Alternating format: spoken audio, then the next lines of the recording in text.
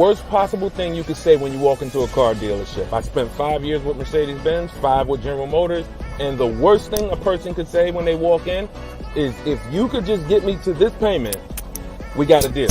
So your loan's probably still like 19, which means you got to pay to get out. You're upside down. It's called negative equity.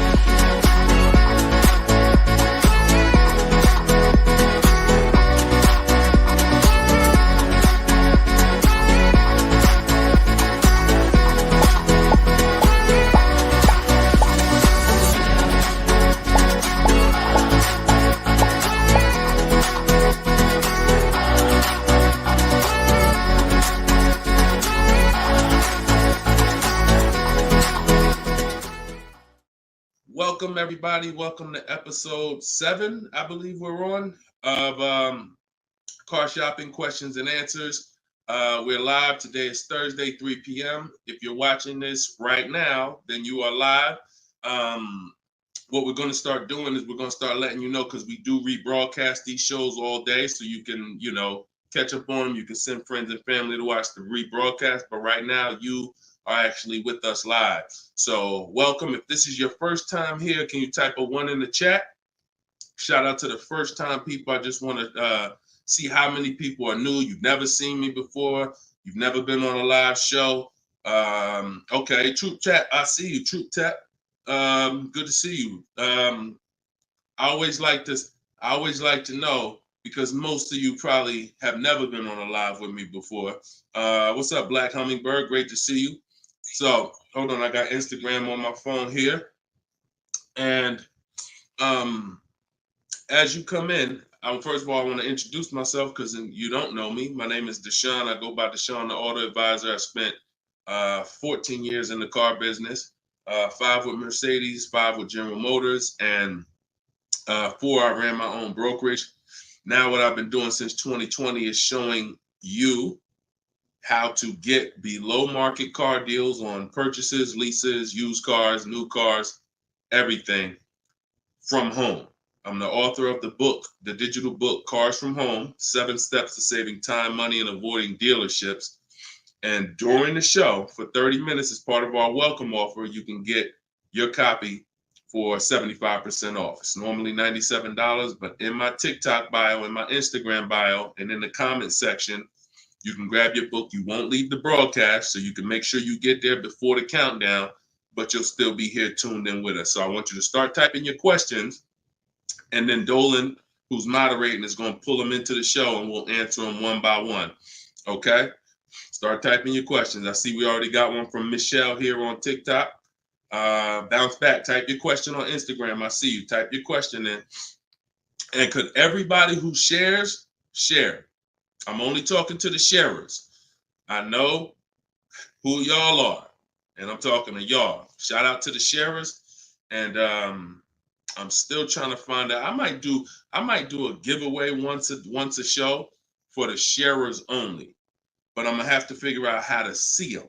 So I got to figure out, maybe you screenshot that you shared, and we trying to do something special for y'all above and beyond, because we can't grow this show without y'all. The ones who tell your friends, the ones who invite your friends, the one who tag your friends, the one who hit those share buttons.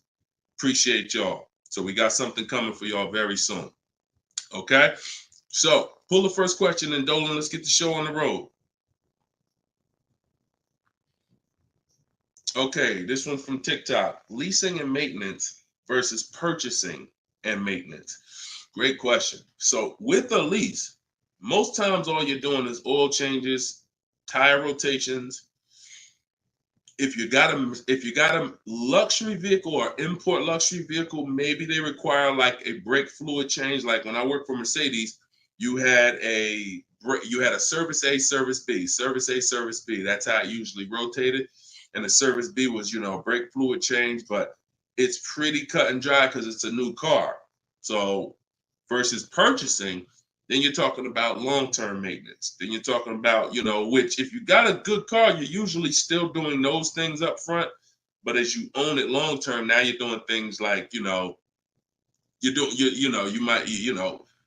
the recommended maintenance. So you might have a 60,000 mile service, a 80,000 mile service, a 100K service. These are all things that come in the maintenance book. And with the lease, 99 times out of 100, we're not doing that. So, you know, it's a very, I'm not going to say we're not doing that, but if I lease, whenever I lease, I'm not doing those services because we're out of the car way before we ever hit that mileage. So big difference, big difference. All right, go ahead. Next one, Dolan. Let's go. Black Hummingbird, and y'all forgive me because I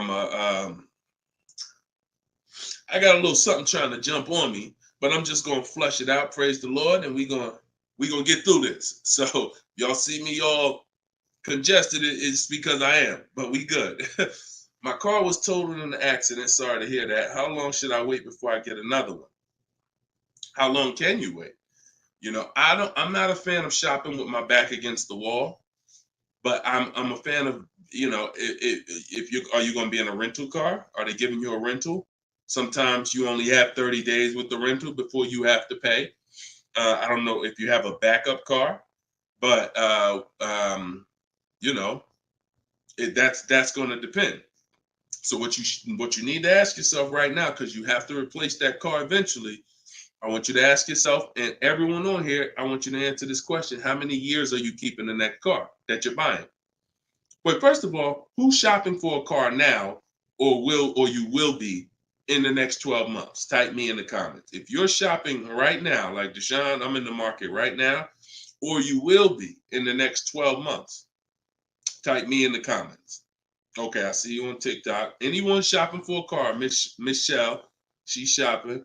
Okay, if you're shopping for a car right now, or you will be in the next 12 months, type me in the comments. All right, Black Hummingbird. Yep, I see you. El Rel on YouTube, I see you. Jesus on YouTube, I see you. All right. The first question I want y'all to answer, everybody, is how many years you're keeping the next car? How many years are you keeping the next car? This is very important because this is the buying versus leasing question. How many years are you keeping the next car is the buying versus leasing question. So your Black Hummingbird, when you shop, is going to depend on how long you have. If you got a backup car, then there's no rush. If you don't have a backup car, then you need to find out, are they giving you a rental? You know, because that's going to dictate. I can't really give you any more information without knowing that. So if you want to tap in, follow up, we'll try to get your follow-up question here. All right, go ahead, shoot the next one up, Dolan, and let's see if we can get the follow-up for Black Hummingbird. I'm shopping by used. I don't even know what that means. Go ahead, Dolan. Okay, this one's from TikTok. My third live, I need a used car by June 1st, so lost.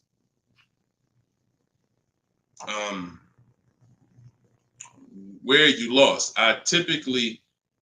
Everyone learns differently. So you have to ask yourself, how do you learn? There are people on these lives, we've already gotten DMs and emails saying that people use the show, they use the strategy, and they got cars. So we've already got, and we've only been doing these shows for a couple weeks now. That's because they can learn that way. Somebody else who can't, you got to be honest with yourself, but I give you the information in multiple different ways. In my book, if you're a book person, in my video library, it's up to you. But if you're sitting here, because everything we do on this show, I try to break it down. No, we don't rush through answers. I don't give y'all one-word answers. Every question, we pretty much take it and we break it down to the nth degree. And some of the things you guys have similar questions, so we've answered them on multiple shows. But you have to know how you learn in order for you to win. Okay? If you're lost here, then you could stick around and we'll continue to do what we do here. But you have to know how you learn. That's why we make information available in a multitude of ways. You see people who have my book. Some people could piece deals together with my social media videos, even though they're all different topics. Used cars, buying cash, leases, they're all different types. So you got to really piece them together. Some people do it that way. It's up to you. But don't just sit there struggling, man. Not at the cost of what it costs. Not at what it costs. All my information is available and it's affordable. Some of it's free, a lot of it is free. But every single product I offer, from my coaching program to my book, it's all affordable. So get in where you fit in, brother. That's really the best advice I could give you. All right, go ahead, Dolan. Shoot the next question.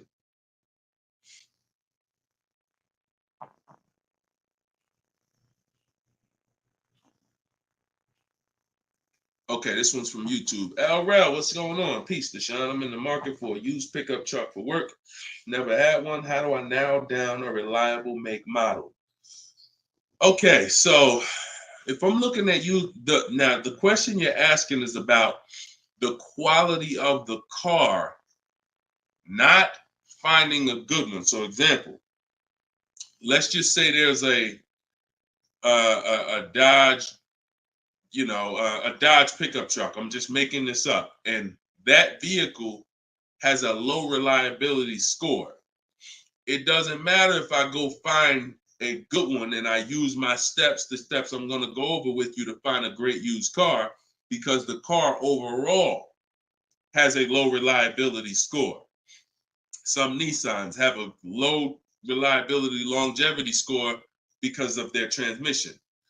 It doesn't matter if you use what I'm going to teach you to narrow it down to a great one, because the vehicle overall has a low longevity score.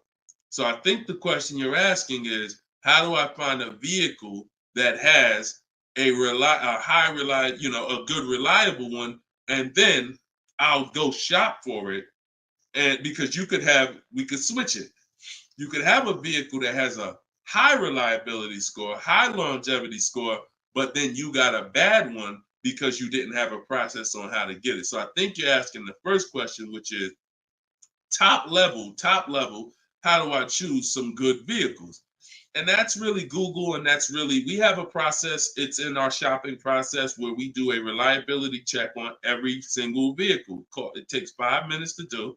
You're going to type in the specific year, because years change. You might have a 2019 that has low reliability scores. In 2020, they fixed it. So we got to make sure we're adding the year when we do this Google search. But if I'm looking for a pickup, I'm looking at like a 1500, and I'm looking at, what I need. Some people need 2500 if you need heavy duty or something like that. But then what you're doing is typing it into Google, and you're looking at all the competitors. I'm looking at the Toyota pickup. I'm looking at the Dodge pickup. I'm looking at the Ford pickup. I'm looking at the Chevy pickup. And then I'm just choosing, all right, which one of those do I like? All right, I like those two.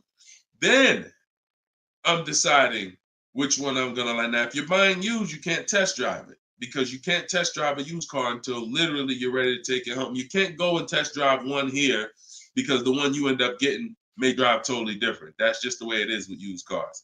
So oftentimes what you're doing with used cars is you're looking at it, you're looking at videos on YouTube, but you're going to narrow it down to what you like, usually what you see in supermarkets, parking lots, on the road.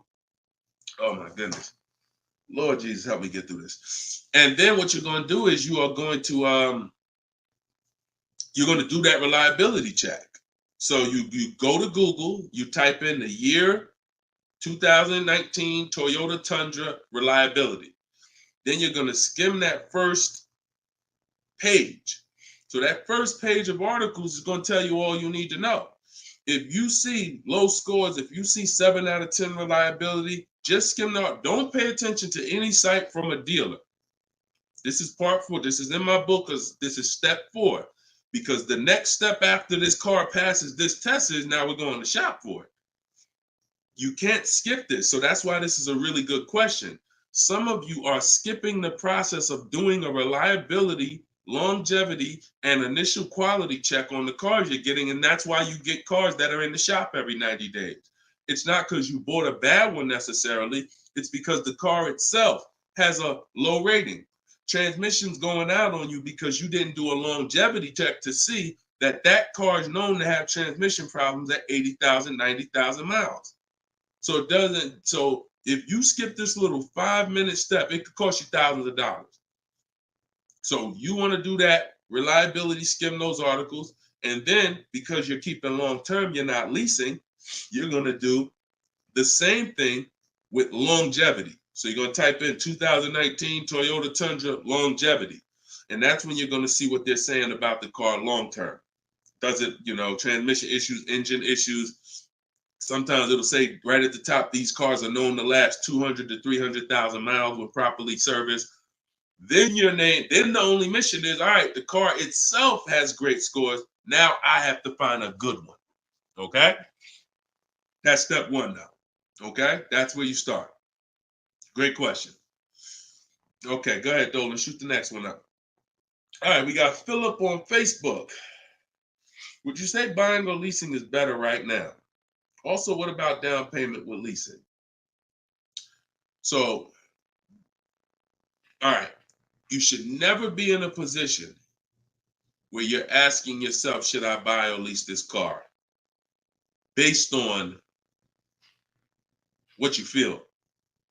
Yeah, so I feel like I should buy. No, the buying or leasing question is based on how long you're keeping the car. I have something that I do that I teach called the 8-year rule.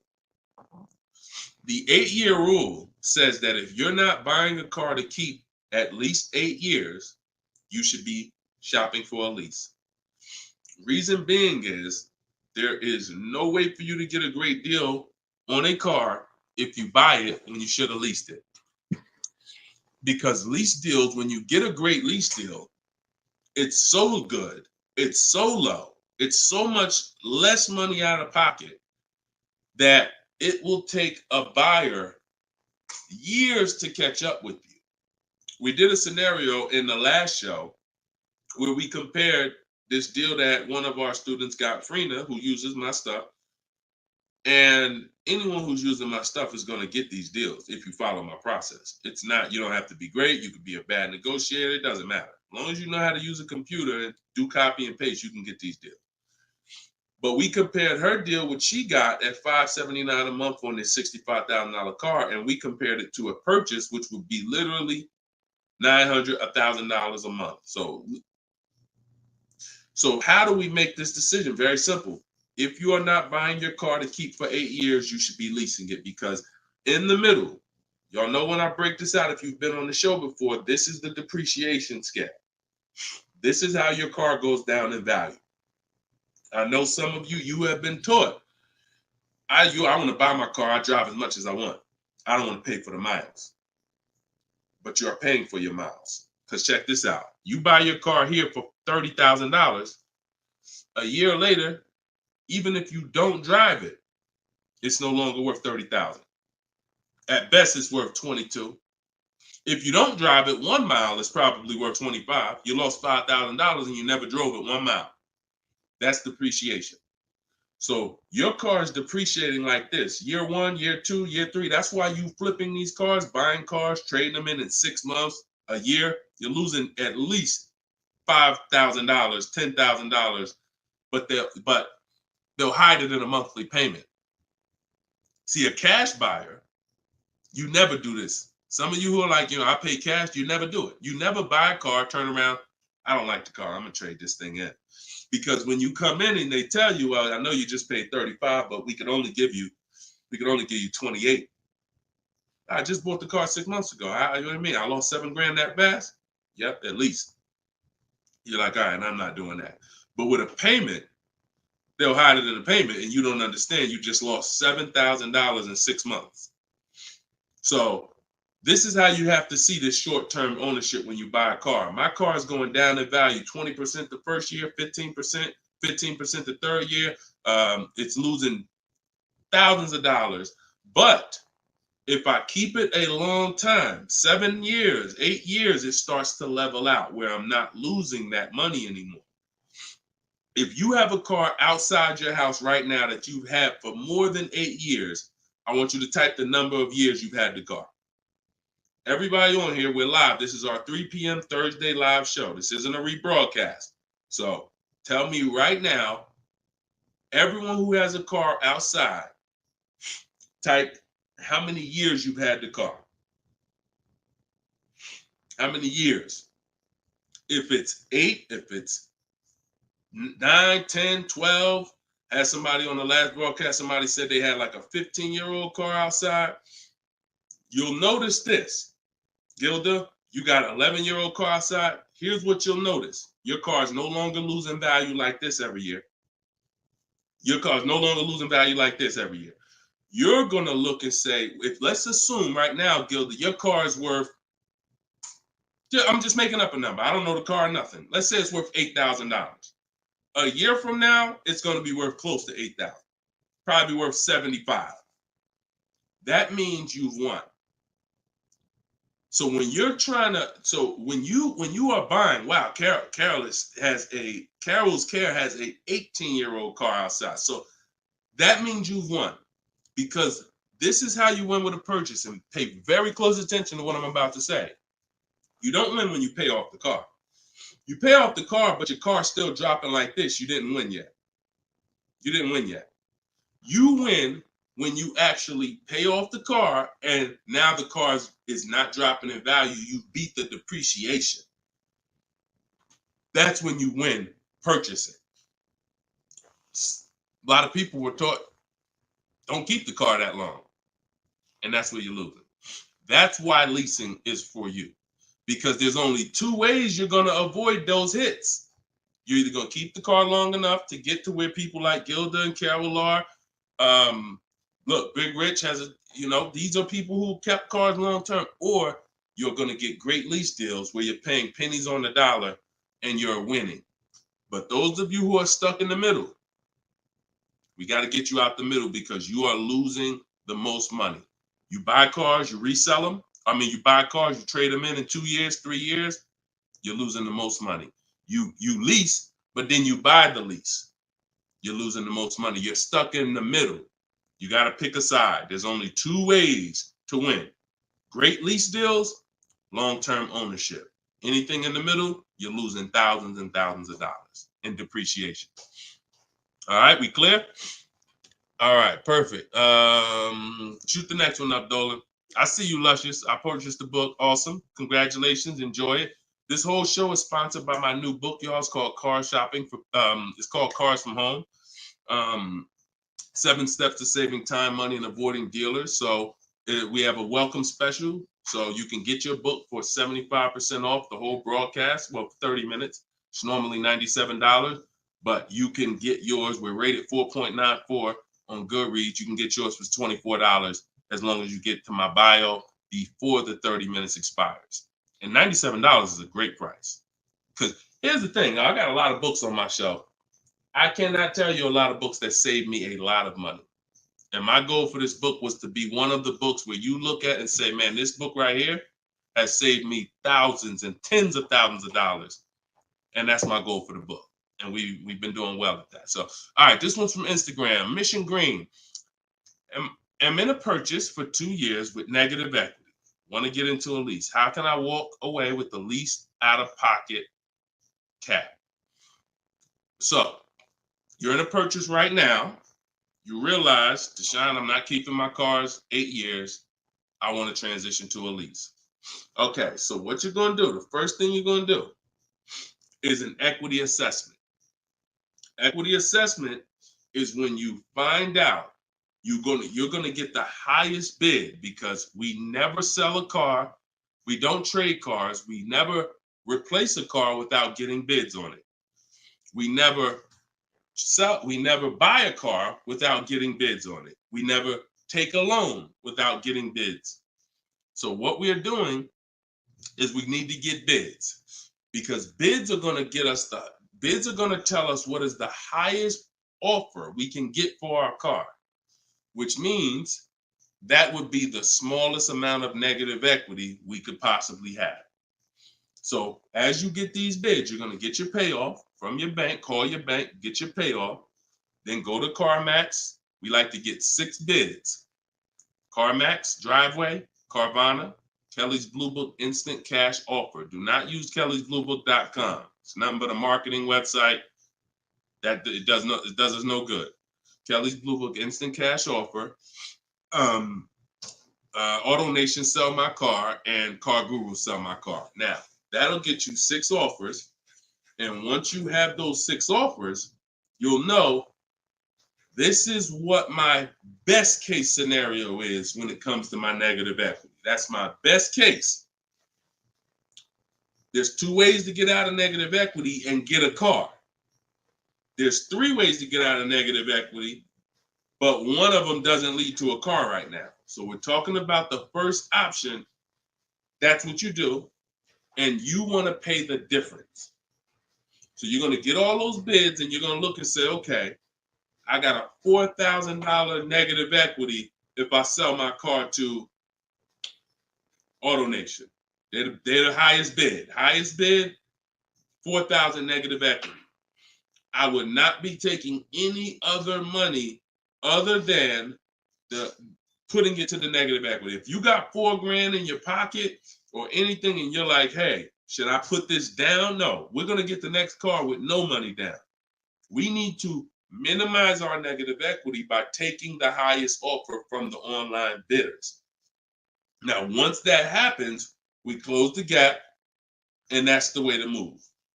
That's the best case scenario. So if you can't do that, then what you're going to do is you have to trade. This is the only time we trade cars.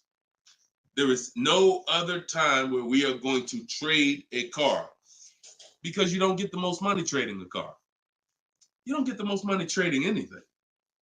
If you think about it, if you got a lawnmower and I got a bike, and I'm like, man, look, I'll trade you my bike for your I'll trade you my bike for your lawnmower. Neither one of us is really getting the most money that we could get. That's a trade. It's like a little compromise. I take a little less because I got something you want, you got something I want. It's different than me saying, you know what, I got a bike. Let me see the most money I can get for my bike, and then I come back and pay you for the lawnmower. And this is how you have to see it. This is why we don't trade. Because when you trade, you're not making the buyer win a bid. You're not making the buyer bid. You're just saying, whatever you could pay me, I'll take it. That's why the first option I just laid out is the best option. But some of you don't have the cash to pay the difference. So you have to now forget about the old car right now. You shop for your new car and you get bids. So let's just say in that example, I find out I'm you. I can't cover the difference and sell to the online bidders. Now I'm going to start shopping for my lease. So let's say I'm shopping for a Jeep Grand Cherokee. I get my offers. I find out who wins the bid.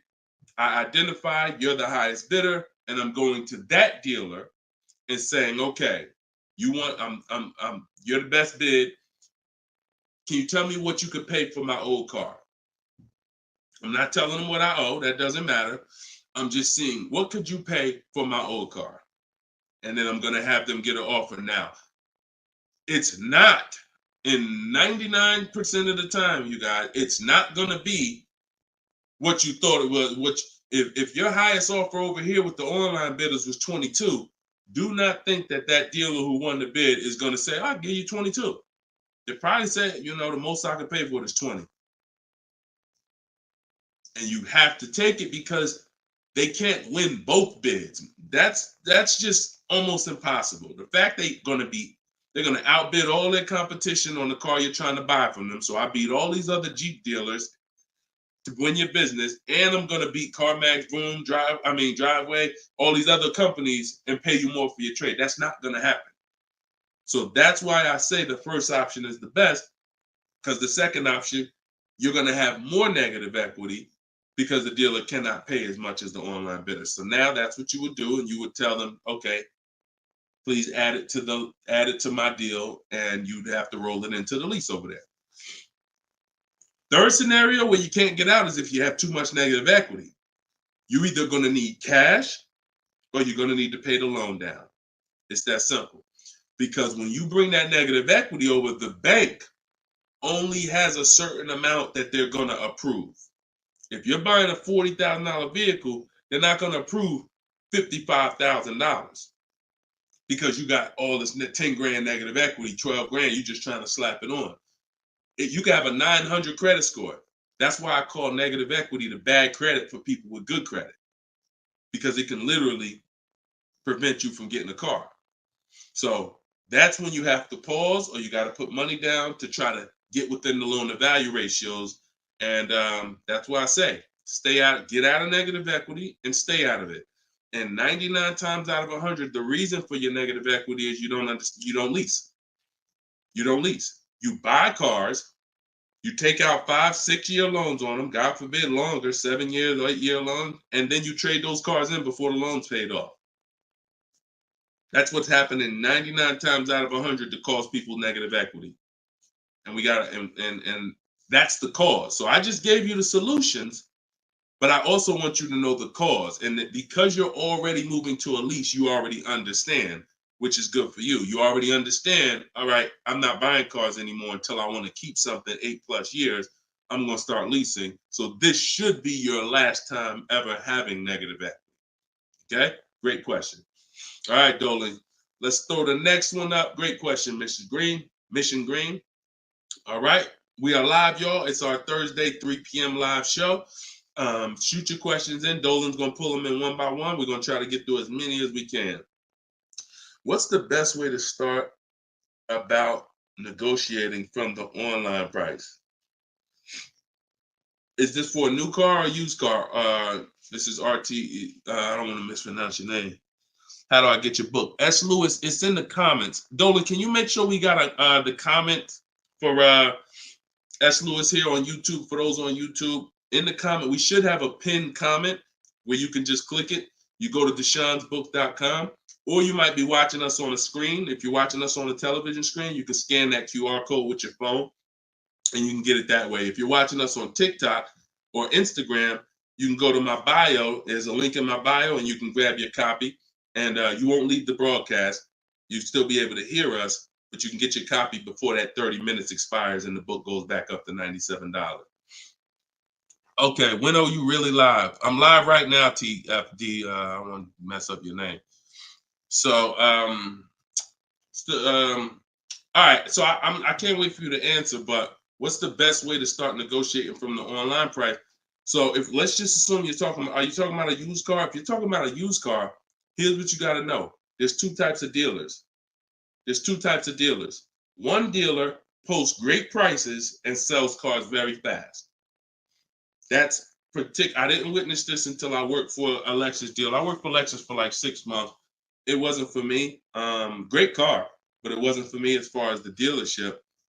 It's just I had already sold Mercedes. Mercedes was a little bit more exciting clientele because it's just a bunch of different people. There's luxury people, there's sports people, there's performance people. So I went back to Mercedes. But what I saw with this dealership was big on volume. Great price, not going to mark the car up a lot. So if you come in thinking, or if you call thinking, hey, take $3,000 off because you're programmed to negotiate, you're not programmed to know a good price. See, when you know the used car market, which is what I teach, this is what I teach in my book, it's what I teach on the show. You need to know the used car market because, and remember what I'm about to say, this is very important. What's hurting you is you don't even know a deal when you see it. I've had people who are looking, I'm literally making them an offer that I know the dealership is daggone my manager don't even want to do this deal, but they need it. We need the deal.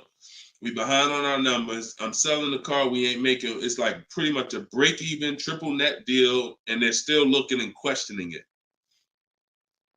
There's nothing we can do. And the reason why I never get in that situation, and the people who listen, if you listen to me, you'll never be in that situation, is because when you have multiple offers, you know a deal.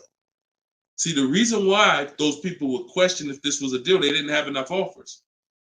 They didn't see that there's offers $2,000, $3,000, $4,000 more than the one I was making them to know confidently, Deshone, this is better than every offer I got so far. Let me take this and get up out of here. So you don't know a deal when you see one, and that's hurting you because someone who knows a deal, like me, or like somebody that listened to me, give you an example. Some of you are in the same town as some of you have my book. And some of you are actually shopping for the same car that someone else on here is shopping for. that means y'all are competing. So someone who's using my stuff and who knows a deal and who's sitting here talking to multiple dealers while you looking at one dealer slow and doing this, they're going to get that car out of before you even have a time to wonder if this was a good deal. Oh, you know what? That is a good deal. Let me call them back. That car's gone. It's gone. So that's the first type of dealer.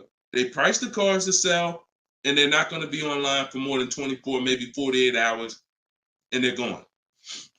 The other used car dealer is dealers who price them high and they prepare to negotiate. They're ready because they know people want to see a discount and they're waiting for somebody like you to come in and say, okay, knock $2-3 grand off, you know.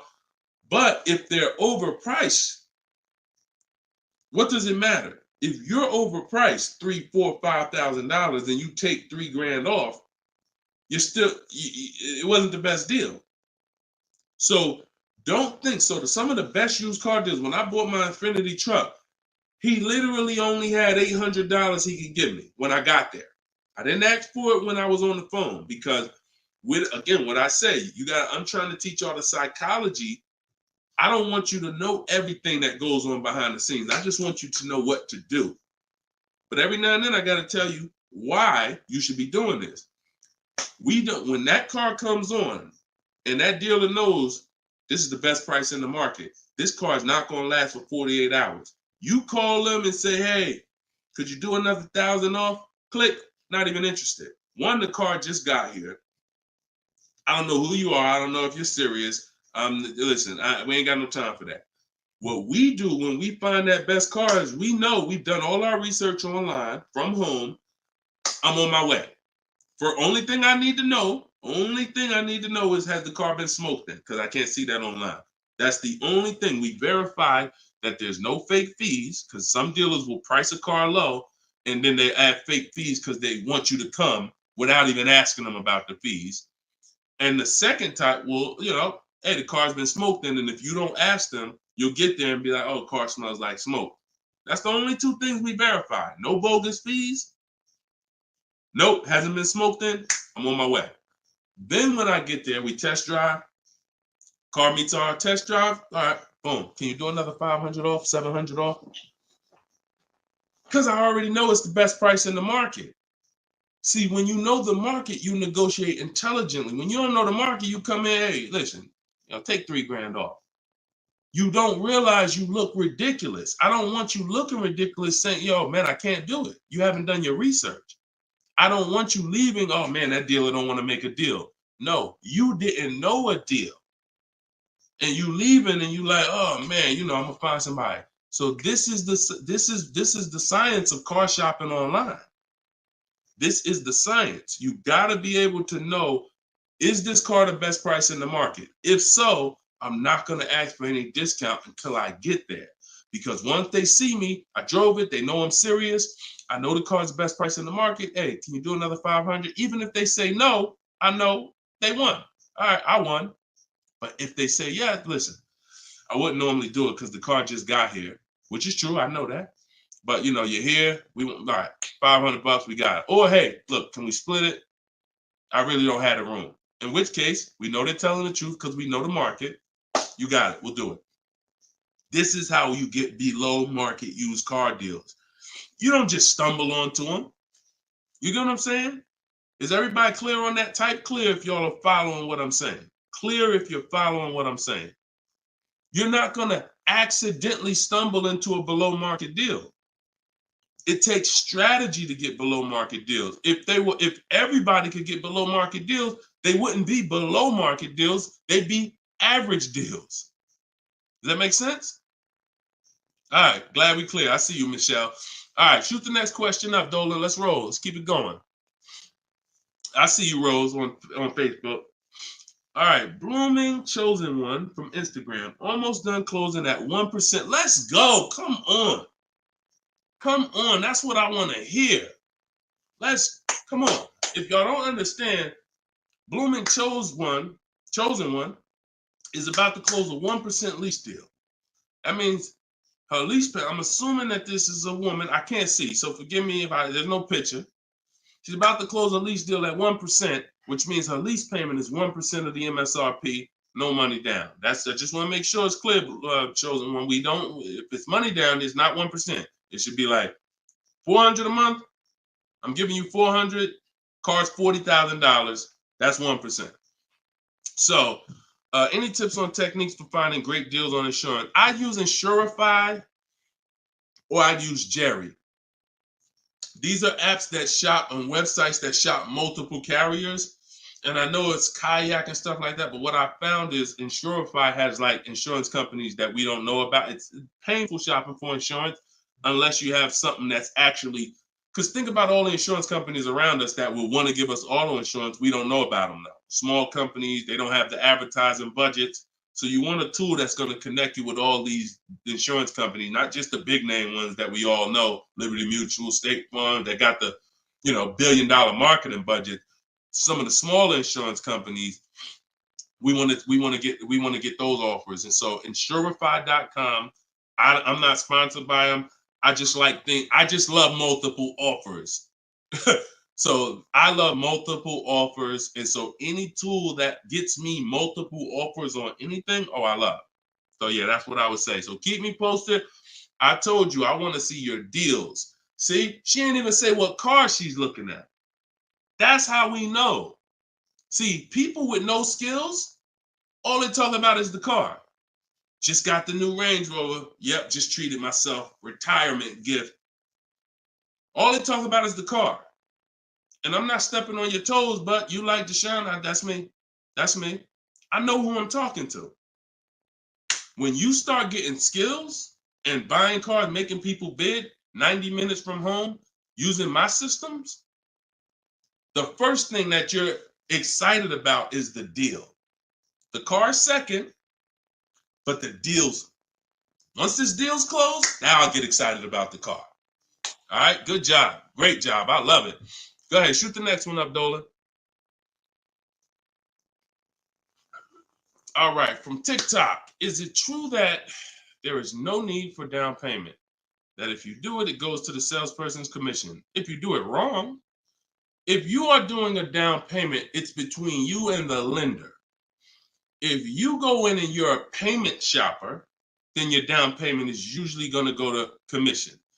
A payment shopper says things like, how much does that car cost a month? Okay, that's a little high. Could you get it to, could you get it like under 6? As a payment shopper, no idea about the numbers, just talking about payments.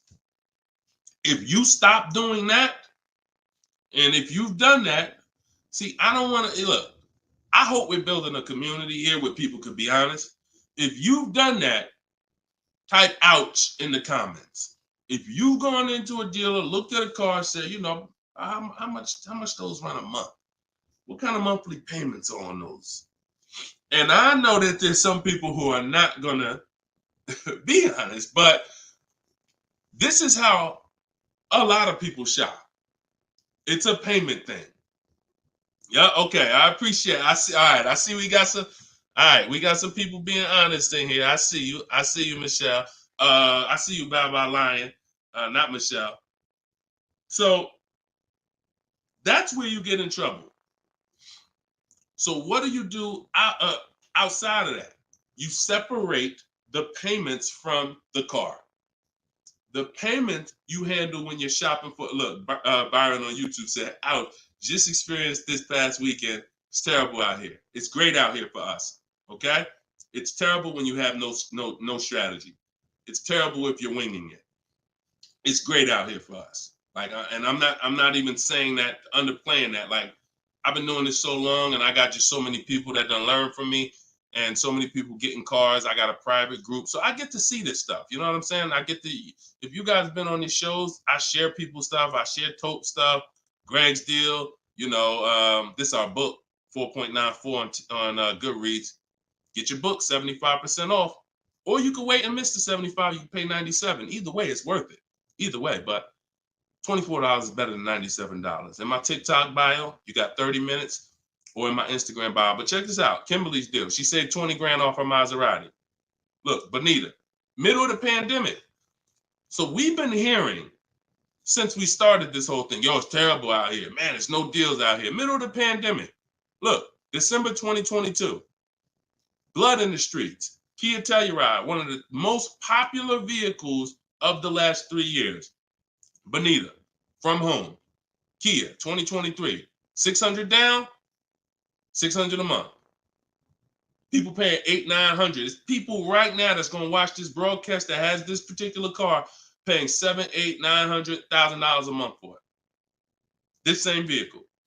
So, Charles, Hyundai Palisade, top 5 most popular vehicles the last 5 years in this category. Look, $597 a month, $48,000 truck. So it's what you know. In fact, it's what you don't know.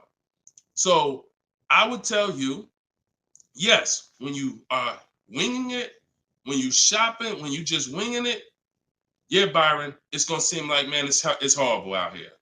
When you step back and start using my bidding systems and letting these deals come to you, letting loans come to you, you're gonna feel like you're in control. You call the shots. Okay? So that's what I want everybody to know. It's all perspective. You know, somebody who's never had a fight in their life may be like, oh, shoot, I'm gonna lose this fight. Mike Tyson, he's not worried about losing a fight. And I hope he's not throwing this fight. So, another end. It's all about what you know.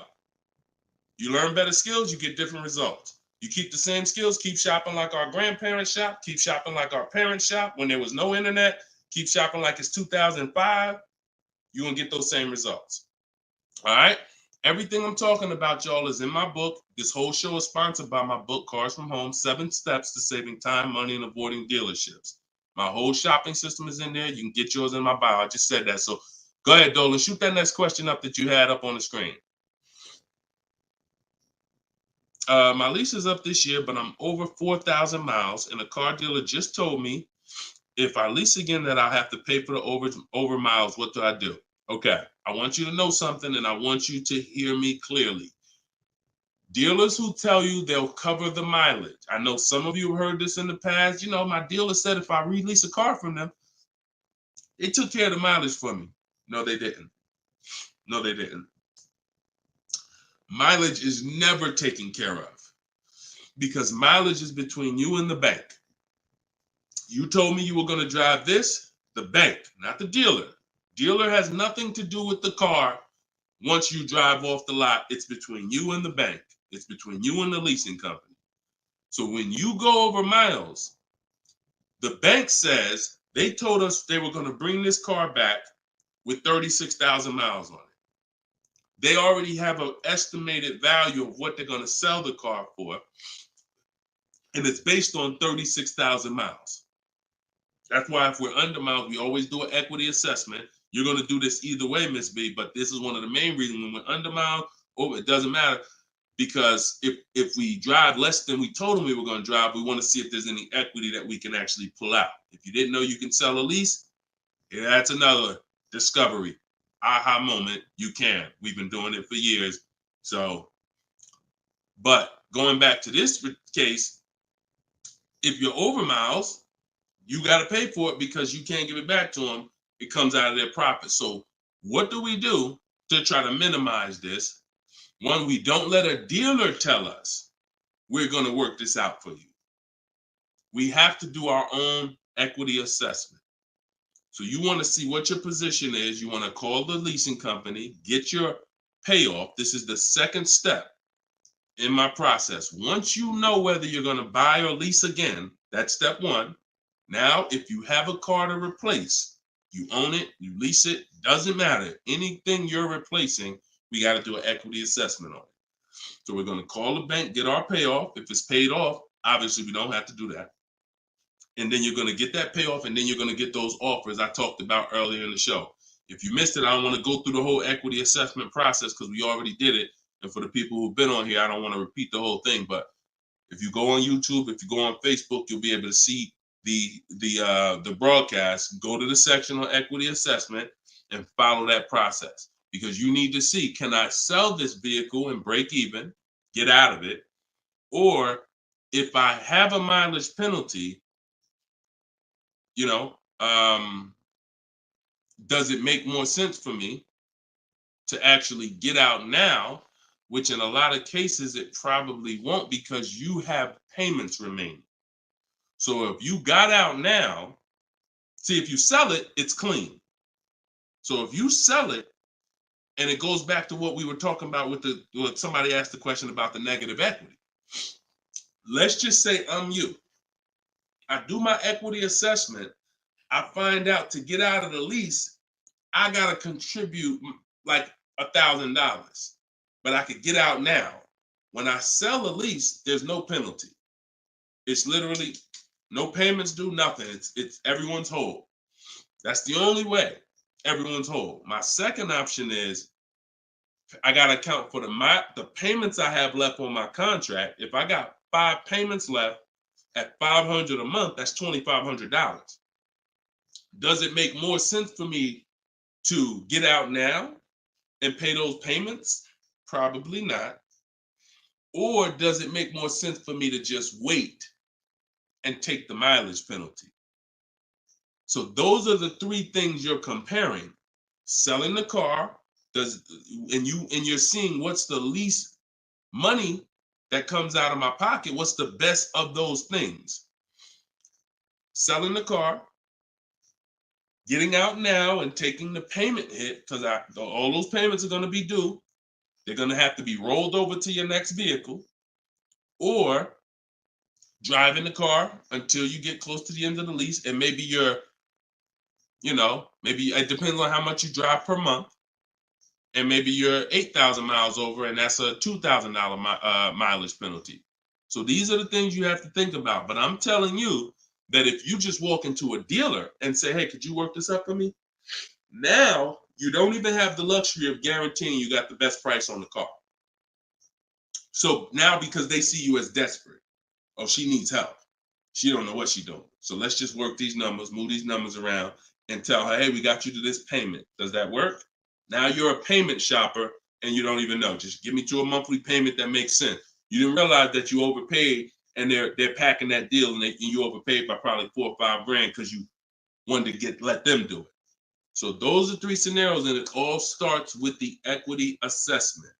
Because like I said, you might be able to do that equity assessment and find out, oh, I could come up with $1,000 and I'm out of this thing clean right now. Or you might break even. It depends. That's why it's always an equity assessment. Equity assessment is probably everything in our process is important, but my God, skipping the equity assessment, you're skipping probably half of your transaction. Okay? And if you don't know how to do equity assessment, watch the show earlier. If you have my book, it's all in there. It's up to you. Go ahead, Dola, shoot the next question. Bought your book. Thank you for doing this. Thank you, Michelle. Enjoy it. Use it. Use it and win. For the rest of your life, use that book. And it's a digital book, so you don't have to worry about when it needs updating. I just update it. You'll open it one day. Like, let's say you get your car now. A year from now, you open up that book and you're like, all right, I need another car. My spouse need a car. My child need a car. Man, wait a minute. There's different stuff in here. That's why you always keep the email I send you with the master link in it, because that's where I update the book. All of you who got the book, when you download it, don't save the email, because when you click that master link, that's where I update the file whenever something changes. So, and I couldn't do that with a print book. I can only do that with a digital book. Yeah, don't worry. I don't do trades, J. Paul. So if you ever see somebody selling crypto, all of that, like anybody with a decent amount of followers is going to have knockoff accounts. Like, I do car education. That's all I do. I don't do crypto. I don't do none of this other stuff.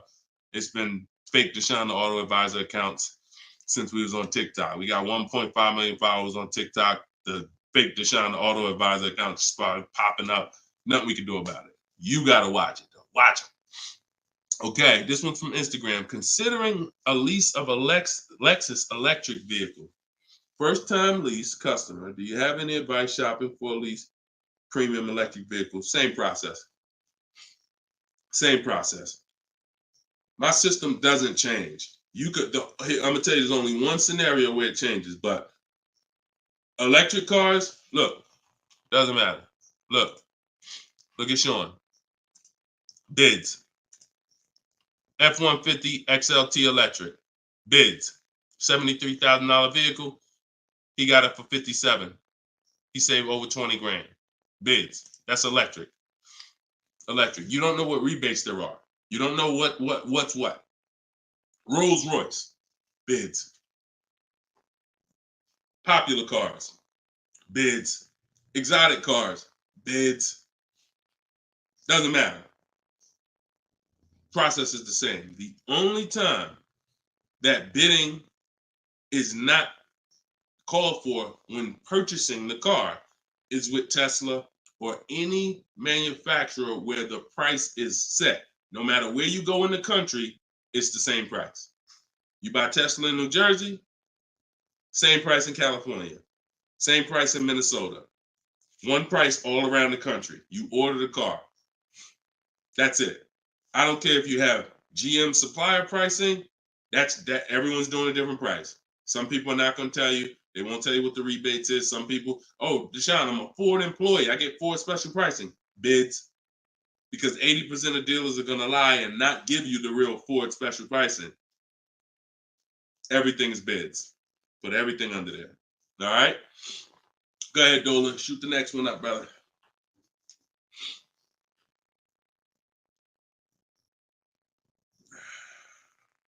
No, you don't bid. You don't bid, Coco. You're making people bid. This one bounced back, Brian from Instagram. What's up? Hey, bro, I recently financed the BMW 330M, but the problem is they gave me a high APR. Sounds like a payment shopper. Listen, we got to take responsibility. You accepted a high APR. Now, how do you get out of it? Only way is to refinance. You can refinance or sell a vehicle. And so bids, what we do is, see, now let's just say for an example, you use our system we call the bank bidding war. Bank bidding war is 3 rounds. We check to see if there's any special interest rates. 1, no special interest rates on the car, which a BMW 330M, probably not. You never know. But then if there's no special interest rates, we go and we get bids and we find a dealer that's going to sell us the BMW M for the lowest price.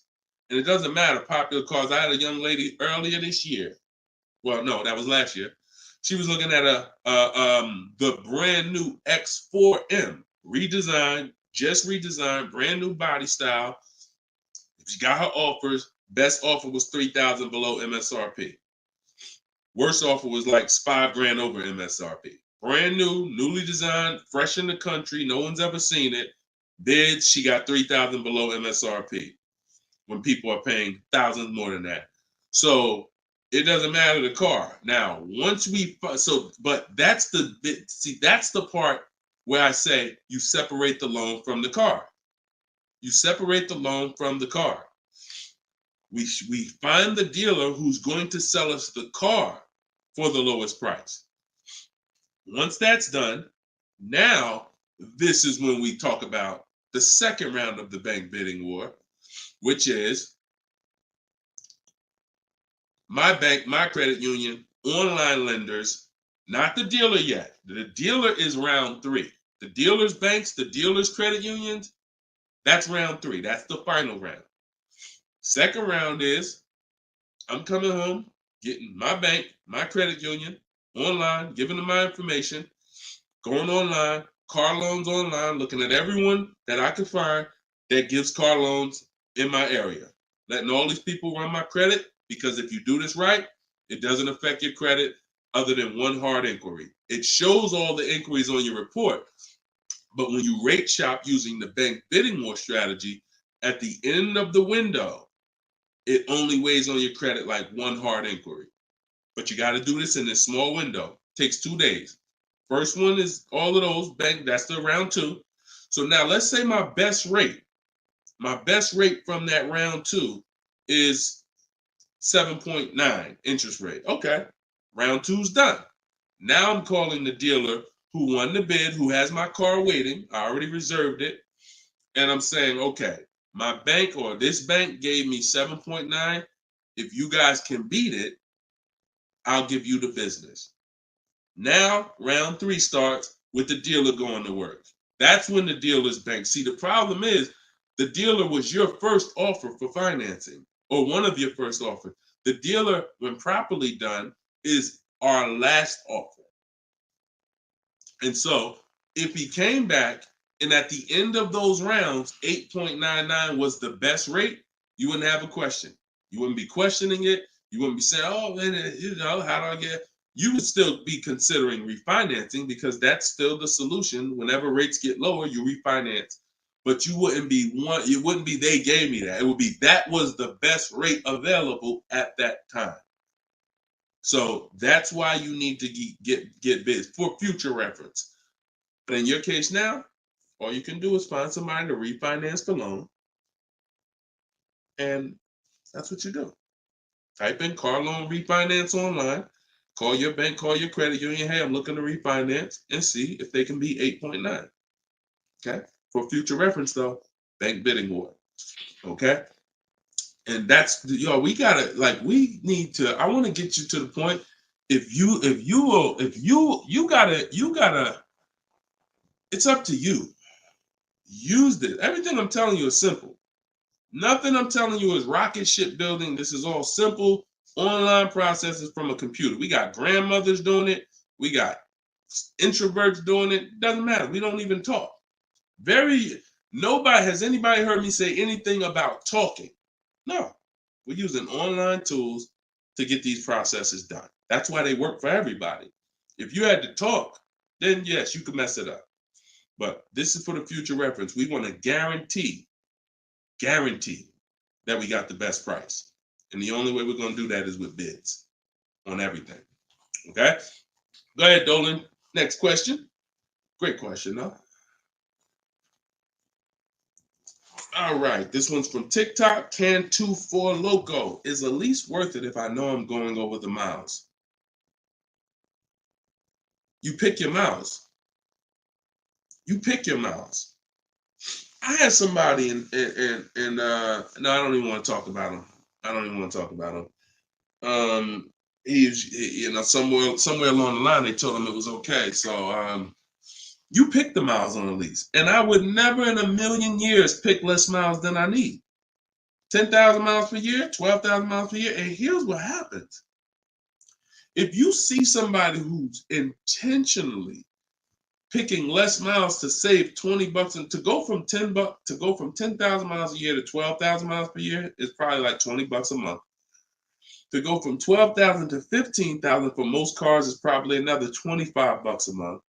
So the difference between 10,000 miles per year and 15,000 miles per year, 15,000, no penalties. Deshone, I know I need 15,000, but I took 10. So you're going to do 15,000 anyway, and you're going to be penalized for the 5,000 per year over at 25 cents a mile. Instead of paying the additional $45 a month, which would be way less than the penalties, because 5,000 miles per year, 15,000 miles over at 25 cents a mile is $3,750. $45 a month times 3 years is $1,620. Numbers are numbers. $45 a month more to my lease contract from the beginning, because that's the mileage I really need. I'm paying $1,620 extra over 3 years to have a comfortable lease experience, no penalties, and I can enjoy my lease. Versus taking 10, knowing I'm going to drive 15, and then looking and saying, Dad, I'm over miles by 15,000 miles, and how can I avoid this almost $4,000 bill that's coming? Choose your mileage wisely. Deal structure. Step 3, I got a whole step in my process on deal structure. This falls under deal structure. So we never take a lease knowing we're going over the mileage. We just never do that. We're setting ourselves up to not enjoy the lease. For what? That's it. Step 3 in my process, I got part of deal structure. I got a section in my book on this, is choosing your mileage wisely, where you look and estimate how much you drive, Or if you have a car, you just look back and say, all right, I drive 12,000 miles per year. You can look back at what you drove. If you don't have a car, then you're just going to look and say, all right, how many miles do I drive to work? Okay, and you add the miles up, and you'll see throughout the year. Oh, plus I'm gonna take a vacation. I want to go down. I want to go on vacation 2 times a year. That's gonna be another 1,000 miles each. All right, perfect. I need 14,000 miles a year. It's a 5 to 8 minute exercise, but you haven't been taught to do it. So there's nothing in my. I don't skip anything because I've been doing this since 2006. I've seen thousands of scenarios working in dealerships, General Motors, Mercedes, thousands. And every time I see something that is horribly wrong, that's costing somebody money, I just made sure I added it to my process. Okay, I'm gonna make sure anybody who listens to me doesn't do that, because this is what happens when they do that. So we got to choose our mileage wisely to actually enjoy our lease. Okay. All right, y'all. Look, we hit 1 hour and 6 minutes. I'm gonna wrap it. I usually try to go like 1 hour and 15 minutes, but as y'all can see, I'm actually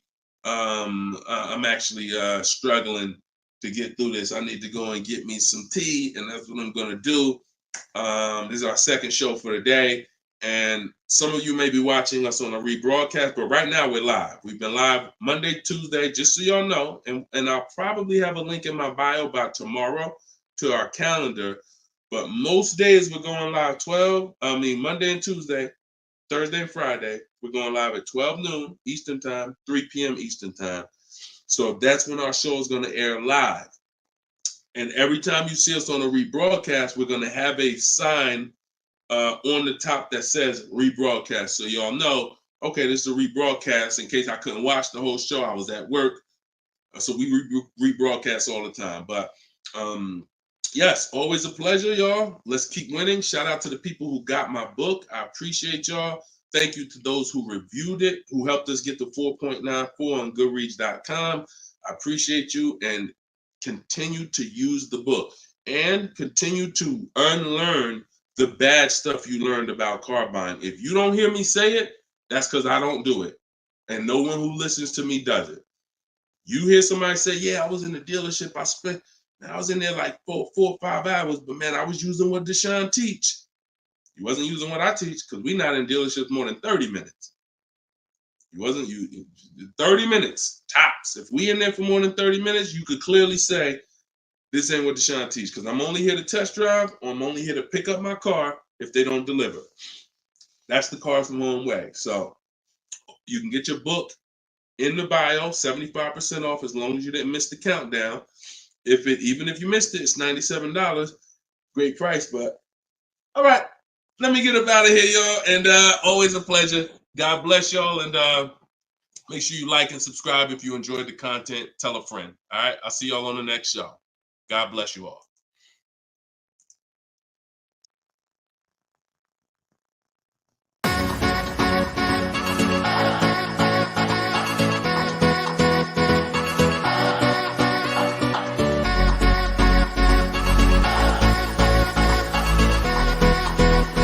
The worst possible thing you could say when you walk into a car dealership. I spent 5 years with Mercedes-Benz, 5 with General Motors, and the worst thing a person could say when they walk in is, if you could just get me to this payment, we got a deal. So your loan's probably still like 19, which means you got to pay to get out. You're upside down. It's called negative equity.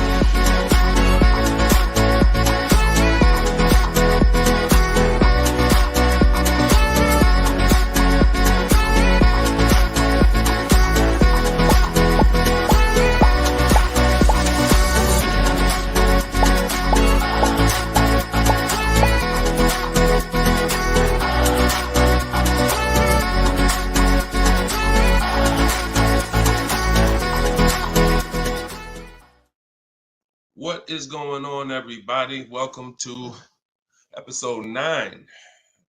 Maybe episode 8. Either way, I'll make sure the right episode is in the comments. But welcome to Car Shopping Questions and Answers. This is our live show. It is Monday. This is our noon show. We want to make sure that you know when we're live and when we're rebroadcasting. So every time you see the rebroadcast, you'll see a badge that says previously recorded or rebroadcast or replay. But whenever you don't see that badge, then you know we are live, and you can engage with us and ask your questions, and we will make sure that we get through as many as possible. So come on in.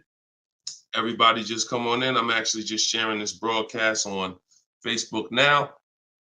And on TikTok, welcome. I see you, Claudia. I see you, Dreamer. You guys can start typing your questions in. And let's do a little housekeeping first while we let the first couple questions come in. If you don't know me, this is your first time ever on a live with me, type the number 1 in the comments. I want to give a welcome to the first time people who've never been on a live with us before. And welcome back to the people who've been here before. I'm your host, Deshone. I'm known as Deshone the Auto Advisor. I spent 14 years in the car business with Mercedes-Benz, General Motors, and running my own brokerage. And now what I do is I teach people the science of car shopping from home. I'm the author of Cars from Home, my new digital book, 7 Steps to Saving Time, Money, and Avoiding Dealerships. And everything that I talk about, everything if you've seen any of my social media videos, everything is based on one of the 7 steps in our shopping system. So we don't hold back.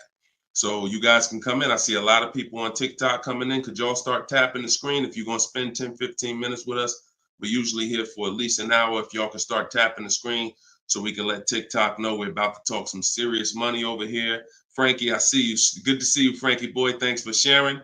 Shout out to the sharers. And whenever we have the first question, we will certainly get down to it. Also, if you, all of you do have the opportunity to get my new digital book at 75% off. I always like to let you know about this welcome offer. The book is normally $97 and it's currently 4.94 stars on Goodreads.com. So thank you to all of you who have taken the time to rate the book, to review the book. But most importantly, thank you to everyone who's using the book so that you can stop car shopping like our grandparents. No offense, but most people are shopping the way our grandparents shopped before there was internet, before there was leverage. And my mission is to show anyone who's willing to listen how to stop doing that and how much money that's costing them today. All right. Did we get the first question yet, Dolan?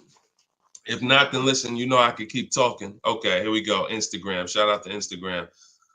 All right. How long should you wait to refinance? It's a good question.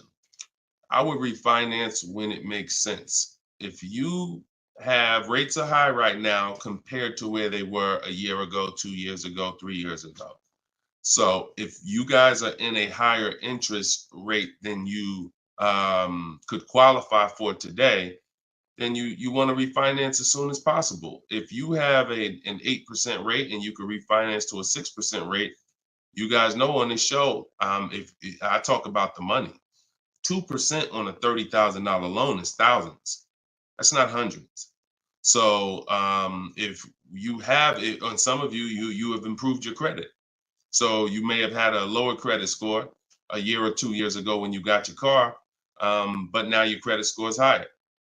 So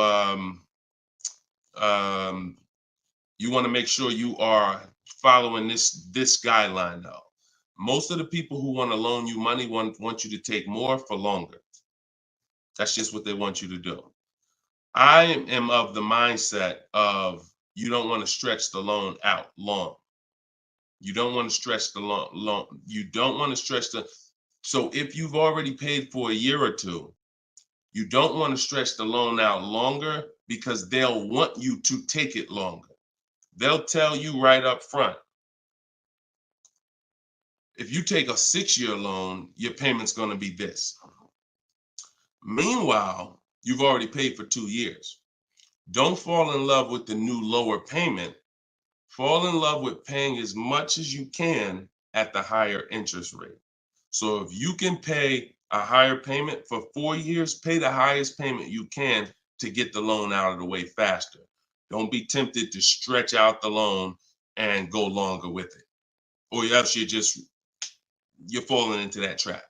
Like I said, people want to loan you money, want to lend you more for longer. They take it for 6 years. You could always pay it off earlier.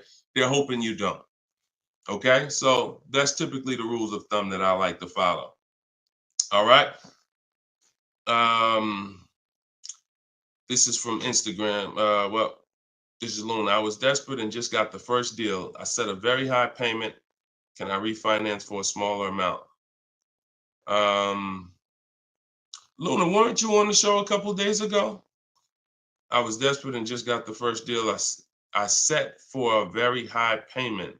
Can I refinance for a smaller amount? It's probably going to be early for you to do that. Did you? Hold on one second. If you hold on, let me open the Instagram comments so I could actually see. I know Dolan's bringing the comments to the show, but I want to make sure I could actually see the Instagram comments. Hold on. Okay. So because if you just got the vehicle, I mean, you could try to refinance, but it depends on how high of a rate they gave you compared to what you could have gotten if you would have followed like our bank bidding war process. You bought a brand new 24 Mitsubishi. Okay. Haven't you been on the show, Luna? This isn't your first time, right? You've been here. You've been with us for a couple. You've been with us for oh, it was in December 2023. Okay. I appreciate it. Thanks for the information. That's why I wanted to see the comments so I could actually have the dialogue with you. Yeah, I mean, that's all you could do. You could try and you could try to refinance online. You can go on Google and type in auto refinance online and start to see what those companies look like and see if but you need to know your rate, and then you need to know what the companies that'll refinance you are offering you and see if it makes sense. If you got a higher rate than you could have gotten, then certainly you can refinance. If they got you the best rate that you could qualify, then you may have to wait a little longer, but usually, it doesn't hurt you to check, especially if you're in a considerably high interest rate. You certainly want to see if there's a possibility, because like I said, 2 points, 3 points on an interest rate is thousands of dollars, not hundreds.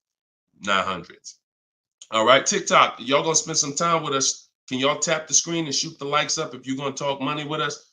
Here's the thing, y'all. I'm gonna be honest with y'all. Y'all know I've been this way from day one, and I can't be any other way. I'm considering, and some of you know, I'm gonna tell y'all a story because I'm gonna keep this real, real, real, right? So in 2021, we did a podcast. It was called the Auto Advisors Podcast. The Auto Advisors Podcast got 10,000 downloads in the first 90 days, which was a great metric for a new podcast. I stopped it. You know why? Because we're in the way the podcast is, and I'm just keeping it 100% with y'all. I'm never gonna stop doing the information, but if people don't engage with the show, then we'll just keep the rebroadcast going. The rebroadcasts are great. I'm 100 for my lifestyle, for my getting the information out. We do tons of free social media videos. I just don't want y'all to be questioning, Dad, why Deshone not doing the live show anymore? Because the live show needs to make sense. I've been telling y'all to share. I look at the shares. I see the people who come regular. I see not a lot of people share. All good. I just want y'all to know that when you can't ask the questions and you got to just do the rebroadcast, that's going to be the reason why. That's really going to be the reason why. Because we can sit back and we can let this live stream go 24/7. I love it. Dolan runs it. It's great. We sell a lot of books throughout the day. People get their questions answered. It's great. If y'all like Deshone, I would really like to ask questions and have the opportunity for my family to ask questions and get their questions answered, then y'all gonna have to show up. Y'all gonna have to show up. It's always been that way. Now, we're gonna have information everywhere for you. Free social media videos, my free masterclass is in my link in my bio. But if y'all want to keep this show going this way live and not just see 24/7 rebroadcast, then y'all gonna have to make sure y'all show up. And if we don't see the likes and we don't see the shares, then it's all good. That tells us everything we need to know. because there's nobody out there doing what we're doing right now. So if it was 20 other people doing these shows, then I understand. We got to make sure we're better than them. There's nobody doing what we're doing right now. So it's up to y'all. All right, so Dolan, let's go. TikTok question. Can I get a new lease with no money down and get the same car payment monthly, turning my lease in soon? But that depends on how good you're going to shop. See, if you got, a lot of people are going to be fooled into this conversation. Car salesman calling them saying, hey, I could get you out of your lease, keep your payment the same, and you'll be good. That's the conversation they're going to go for. Now they're going by 2021 and 2020, well, really 2021 payments, which were the highest in history. And what they're depending on is they're hoping that most people don't ask a question. You already been paying this, you already been paying the high payment. What if I could put you into 2024 for the same price? Meanwhile, those prices that you were paying were ridiculously high. All through the pandemic, most 99 probably percent of people were paying ridiculous payments. That's why I always show Bonita. So when you look at Bonita, Bonita is the one who got one of the most popular vehicles during the pandemic. It was a Kia Telluride 2022. She got it for $600 out of pocket, $600 a month. It was like a 1.25% lease. How? Sitting at home and shopping offers. So to answer your question, don't comply. Your deal is going to be based on how well you shop. And what I'm teaching you to do is to stop going into dealers because 80% of them are overpriced. So you're going to go into a dealer, do your test drive, and then you're going to come home and you need to get at least 5 offers. Now you could do it my way. In my book, I have a strategy called the 25 to 5. We go online, we go to the dealer's websites, we put in what we want, 25 dealers' websites. It's a copy and paste template. Then we have conversations by email because out of those 25 dealers, figure about 10 are going to have a car we want. And then we're looking to get 5 to 7 offers. If you shop the right way, you're not shopping the right way if you don't see a $150 to $200 difference between your offers. You're just not shopping the right way because we know I've helped. Personally, we have about 1,600 people in our car shopping course, in my coaching program, and we probably have about 6,000 people who have my book. That's enough data for us to know when people send me their deals, 80% of dealers are overpriced. What's the message then? If you don't get 5 offers, you're going to overpay. Hands down. Not 3, not 4. Now, some people with Charles, if they're shopping for a really hot vehicle, like Charles got a Palisade a little while ago, he got 10 quotes. So he reached out to 35 dealers. But look what he's paying. $48,000, almost $49,000 vehicle, he's paying $597. And both of those deals were no money down. So if he didn't know how to shop, then he would be paying $700, $800. Some of you may be looking and saying, Deshone, man, I got a Palisade and I pay a lot more than that. Or, hey, but that's going to depend on how you shop. You must get at least 5 offers if you're truly going to see the bottom of the market, because 80% of dealers, 4 out of 5 are overpriced. So certainly you could do deals with no money down. It's not even a question. And don't pay attention to commercials, because what you'll see is neither one of those 2 deals that I just showed you were from a commercial. They'll probably, when you look at what a commercial says you can lease a Kia Telluride for, especially or a Palisade for, especially a $50,000 Palisade, it would be a lot higher than this, and it would be with 1,000 down plus tax plus fees. That's why you can't pay attention to commercials. So that's the answer. Don't pay attention to commercials and get at least 5 to 7 offers. If you do it my way, it's quick. Takes about 20 minutes to contact all the dealers, and then you're using my email templates.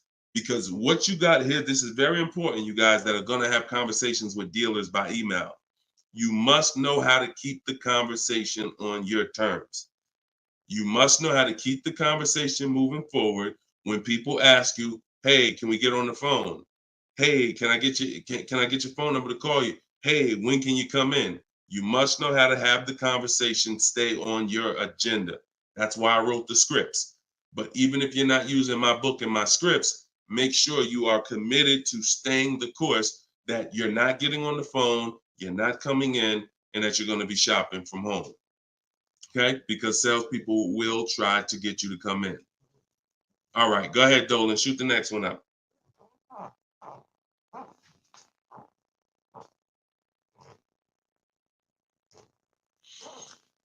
Okay. Hi, the dealer wants to run my credit card. I just watched one of your videos and you said don't let them do that. They want to run your credit card for what? Let's give Bless the chance to type. Are you purchasing something? They want to run your credit card to run your credit? Or did you mean they want to run your credit? What are they trying to run your credit for? I mean, your credit card for.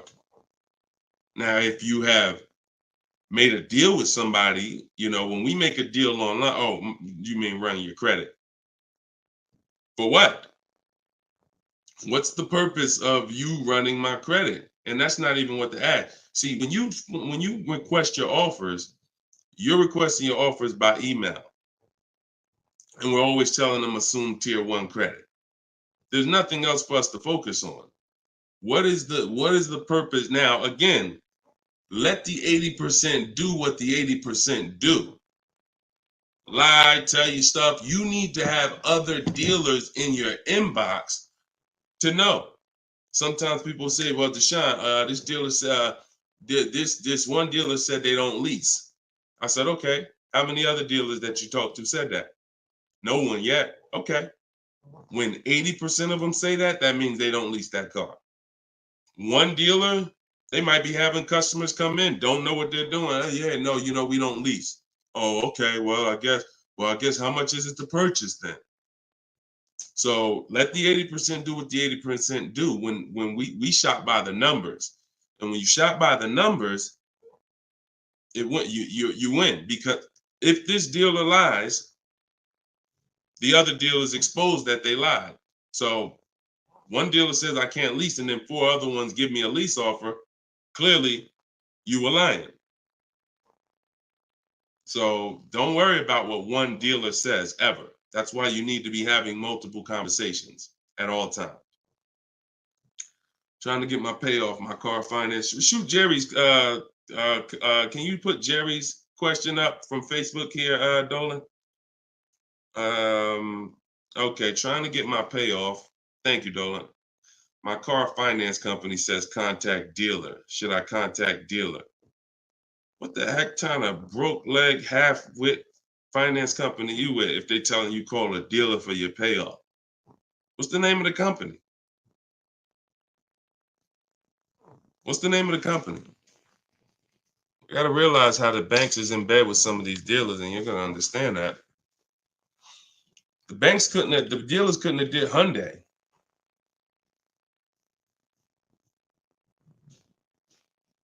Why would they tell you contact the dealer for your payoff?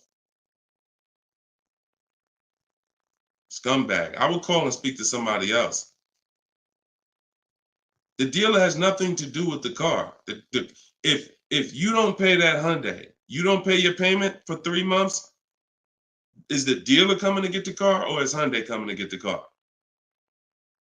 No, forget about the dealer. The dealer is just a franchise. They're there to sell you the car and put the deal together. Once you drive off, it's between you and the bank. It's between you and the leasing company. So why would the bank be telling you to go to the dealer? It's kind of like they're sending you, all right, so if you're calling for your payoff and the dealer says, oh, well, I'm going to charge you this much and this much and this much, because people will try to get their payoff, or people tried to buy their leases out, which is a terrible idea in most cases, but people were doing it and dealers were charging them a lot of money on top of their payoff, charging them fees on top of the payoff to buy their own lease.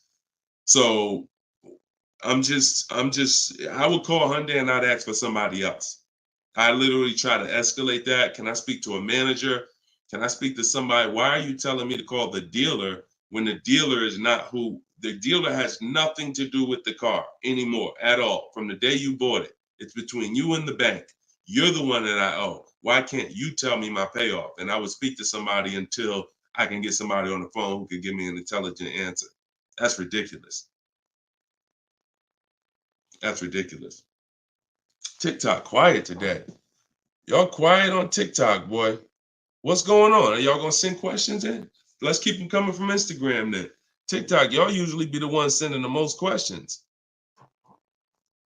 Let's go. What's up, Ron? What's up, James? Let's go. Type in your questions if you want. Let's go. We'll be here for about an hour. Deshone got the ebook.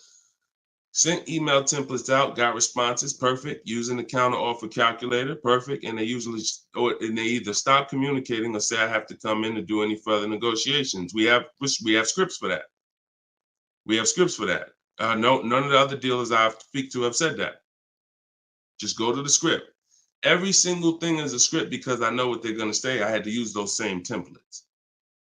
So always keep the conversation. When you make the last counter offer, it's always a question. That counter offer is a question. So now when they come back and say anything, you look for the script that replies to that and keep the conversation moving forward. You know, once you send the counter offers, now you're just getting to the point where you're trying to see who's the best one. That's it. The counter offer calculator makes counters based on the best offer. So whatever that best offer is, it counters everyone. See, and they may stop communicating because they're already high. So if somebody gives me a 1.1% lease and other people give me a 1.4, 1.5, 1.6, when I counter, I'm countering based on the 1.1. Because once one dealer gives me that type of discount, I know that y'all just choosing not to. That's why if they say, how'd you come up with that number? The script is always, it's a little bit lower than my best offer I have already. So they know you can act like this is the bottom price that you have, but we already have the best offer here. That's why we always put in the offers, and the counter offer calculator creates the counter offer based on the best offer. I don't care if none of y'all reply anymore because y'all already showed me y'all are overpriced. So I'm gonna let you know that based on my counter offer, I know this deal could be done. And if the lowest offer, which may happen, says, look, I don't have no more room, I gave you the best, and I snatched that offer. As long as you got 5, then that's really the bottom. And that's the purpose of the counter offer, is to make sure before you close the deal, you have made a counter to make sure you know where the bottom is. But don't let them respond. Forget it. They probably, oh, he made this low offer. You know you could do that deal, but that's all right. I'll get the car from your competition. All good. All good. All right, next question, Dola. All right. All right. That might not have any other questions. I have an isolated event. Car was totaled. Check getting cut this week. Can I pay to speak with you 30 to 60 minutes for the single purchase? No. No offense. I've been helping groups. You gotta understand, y'all. Look, I have been helping groups buy cars. Look, let me show y'all something, okay? And I'm saying this so y'all understand, right? Since 2021, this is my private group right here. All right. This is my private group. We have 1,400 people in the group.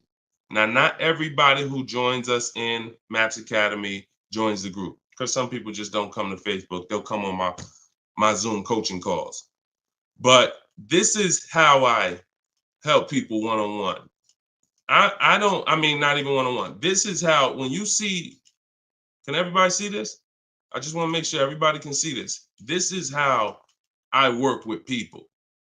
If you're getting my book, you got my book, you got my strategies. This is what we've been doing. Look at the dates. Look at the dates on these cards. All recent.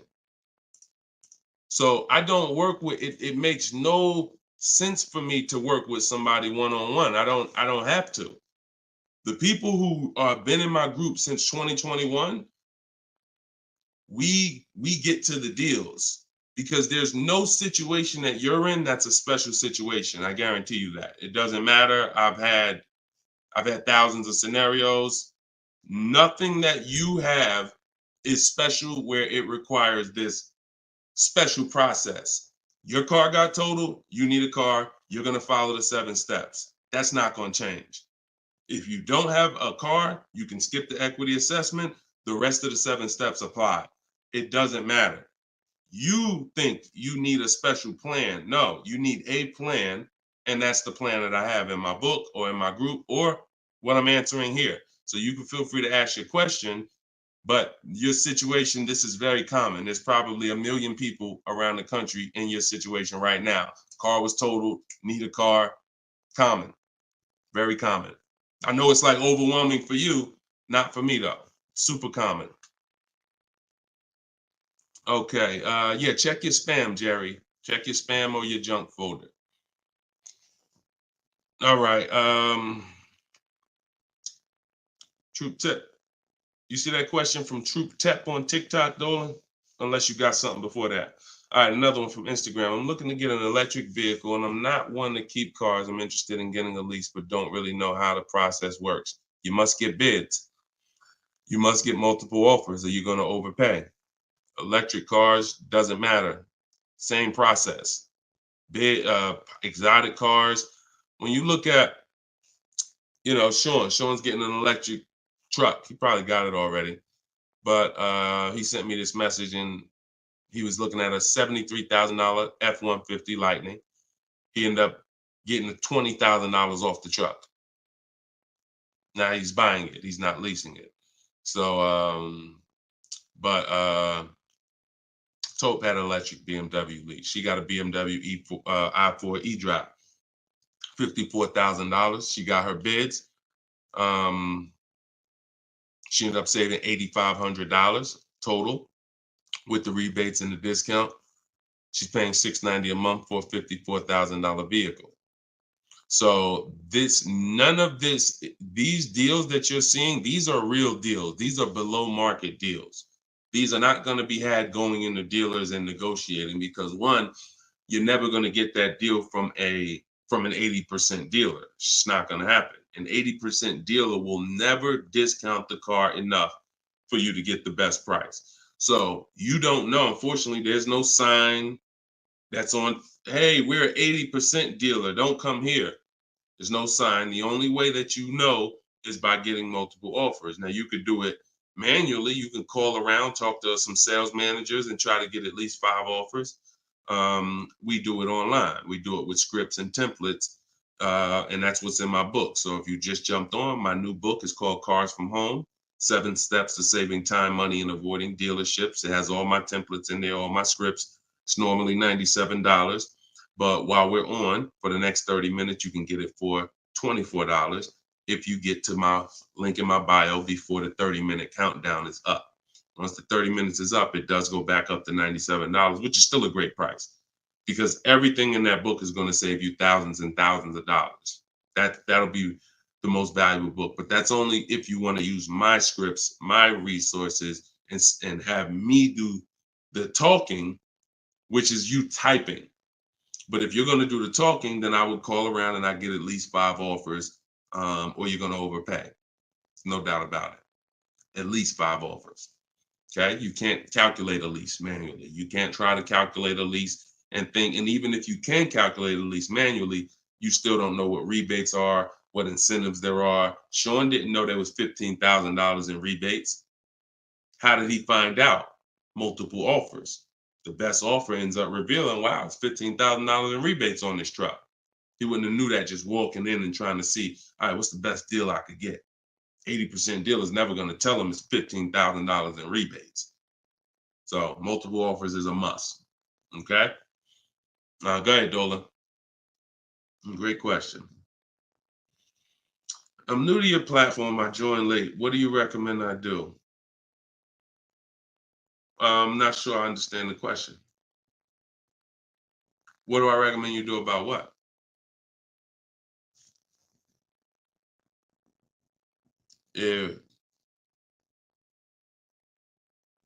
Yeah, Troop Tap.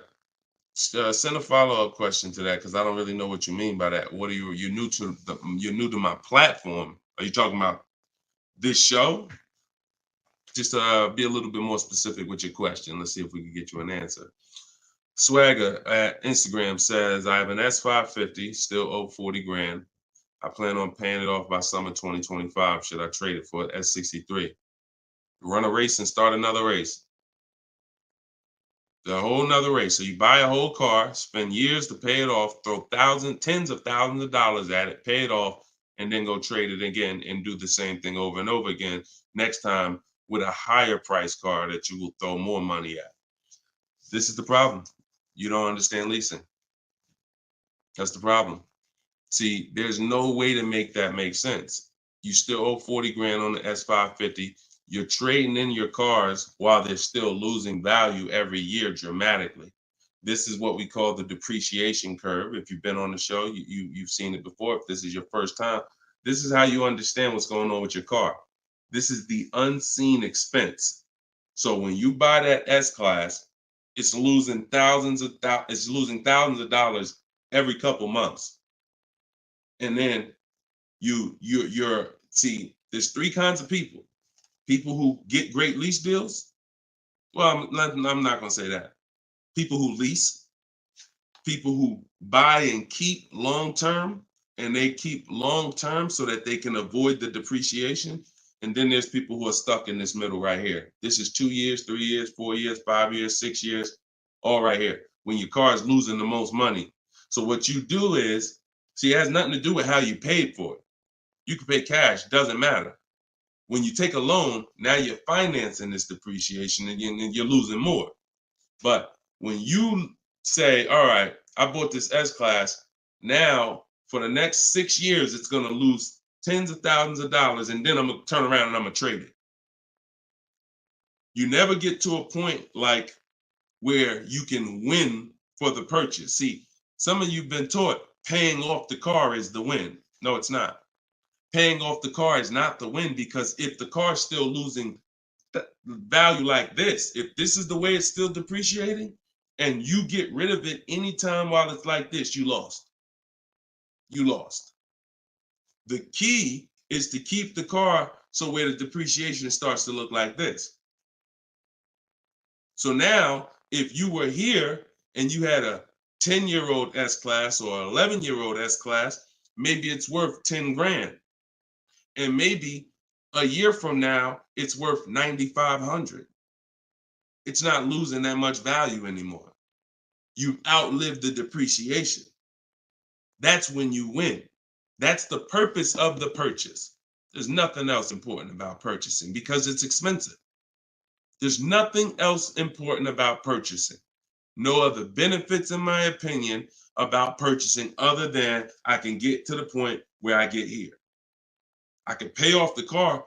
What does that matter? It's still depreciating. I'm losing thousands. Now I'm gonna go trade it in, and I'm not gonna get anything for it because I'm replacing the car in its deepest depreciation phase.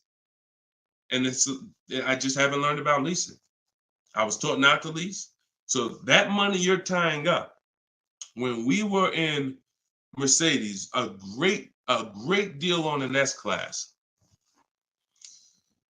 A great deal on an S-Class would probably be, they did them a couple times a year, probably could get one for about 13 and change. That was like a great deal, right? So 13 and change, you're talking, dividing that into the MSRP, which was about 110. You're talking, okay, 1.2, 1.25, 1.3% lease on an S-Class, great deal. Now, y'all know I always teach the steal is under 1%. You're really not going to ever see an S-Class lease under 1% unless they just really want to get rid of them, but that's really never going to happen. 1.2, 1.3, 1.5 is the max. You're paying too much for a car you're leasing. But I want to give you a scenario. At $1,500, you're still under what you're paying for your car. See, because if I walked in and I wanted to lease a brand new S-Class, if I lease it and I'm paying $1,400 a month, then I'm driving a $115,000 vehicle, right? Now, if I decide I'm gonna buy that same $110,000, $115,000 vehicle, every $1,000 is about how much per month, everybody, if you know. Some of you seen the video, some of you talk. Every $5,000 on a that you're going to borrow on a loan is about how much per month? $100. Exactly. So when you look at a $120,000 vehicle, 115, that's a payment of $2,300 a month. No money down. See, we don't talk money down because money down confuses you. In a lot of cases, it confuses you. When you look at the deal with no money into it, no money, now you can start to see how much money you've kind of been missing. Evaluate the deal with no money. Then you choose to put money down if you want, but you evaluate it with no money. So now you got a brand new S-Class, great deal on a lease, $1,400 a month. You gotta buy that to purchase the same exact S-Class, $2,300 a month. And then you get people who might be like you, who say, you know what? I ain't gonna get a new one. You haven't learned about leasing yet. You say, I ain't gonna get a new one. I'm gonna get a pre-owned one. I'm gonna get a pre-owned one. And you look to get, instead of paying $115 for a brand new one, you look to get it for somewhere probably around 70. You look to get it for somewhere around 70. Every 5,000 is $100 a month. What's 70,000 cost on a payment, y'all? Every 5,000. So you're talking 50 grand, another 20, that's 400, that's 1,400 a month. That's 1,400 a month. So put these numbers together. Great deal on a brand new S-Class. 1,400 a month, leasing it. Great deal on a brand new S-Class, buying it. 2,400 a month, no money going into these deals. Great deal on a used S-Class, 70 grand, 1,400 a month for 5 years. Now here's where we jack it up. Oh, well, I'll just put some money down. I'll put like 15 grand down. I'm gonna take a 6-year loan, God forbid, 7-year loan, stretch the payment out, try to get that payment around 1,000 a month. You don't realize you can't change the numbers by putting more money into it. That doesn't change the actual overall. If 15 grand comes out of your pocket up front, that doesn't change the fact that of the numbers. That's why I break down the scenarios with no money down going into them. So what I would say, if you need to decide if you're going to keep the S-Classes long term, then you should be buying them. If you're going to keep them 8+ years, then you should be buying them. But if you're not keeping these cars 8 years, then you should be shopping for great lease deals because you're just throwing thousands and thousands of dollars away. Same price you paid, same money that came out of your pocket for the last couple of years to drive that used S-Class, you could have been driving and leasing a brand new one. And I know what comes with a used S-Class, brother. I know it. Been with Mercedes. I was with Mercedes 5 years. I know the maintenance. I know the brake replacements. I know the service Bs. I know how much it costs to have an S-Class pre-owned, no warranty, and everything that happens is on you. So we're not even taking into account the maintenance and the repairs that you have to put into that S-Class that you wouldn't need to put into a brand new one that you lease if you just stop listening to people who told you that you shouldn't lease cars. No doubt about it. So that's the best advice I could give you, brother. All right, go ahead, Dolan. Shoot the next one up. Use your pointers to get a new 24 GB80 Genesis. Salute. Enjoy it, Austin. Great deal. That's what I did. I worked the deal, no money down, got them the low, then hit them with the down payment, plus went and pre-approved. There you go. There you go. See, you're able to understand when you're shopping with no money down, no money going into the deal. Don't show me what anything looks like putting money into the deal.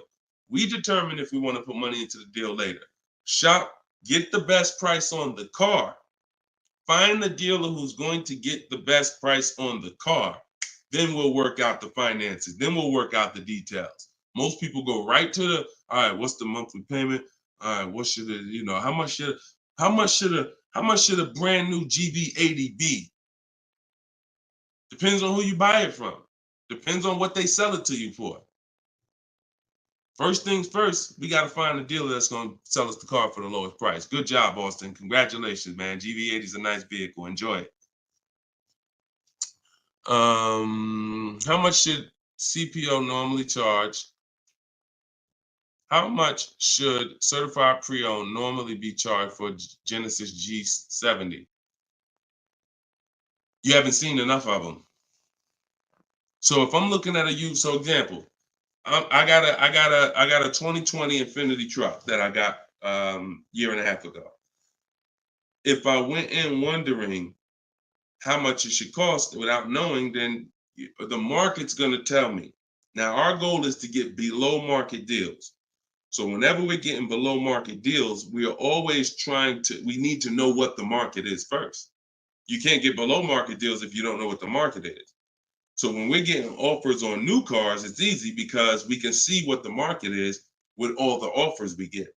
We get 5 offers, we get 7 offers, we can see what the market is. And we can see the low side of the market, we can see the high side.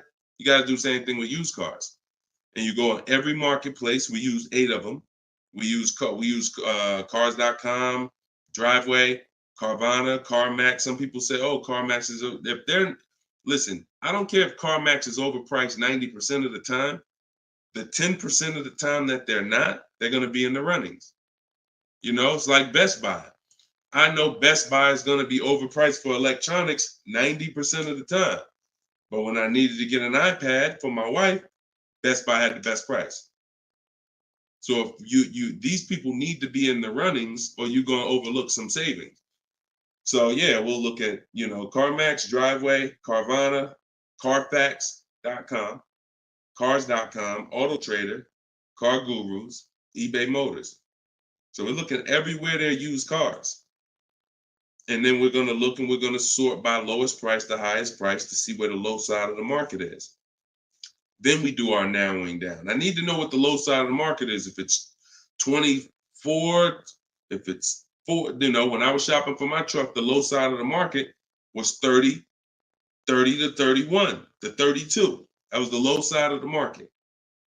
So when I saw it and I narrowed it down based on Carfax. This is how we narrow it down. This is my system. All in my book, all of what I teach, all of my live shows, this is our system. Narrow it down by title history, then service records, then accident history. Then we need to check the original MSRP. Can't get a good deal on a used car without knowing the original MSRP. How you gonna do that? Who's bought a used car in their life? Type the letter U. If you bought a used car in your life, type the letter U in the comments. Anybody who's bought a used car, type the letter U.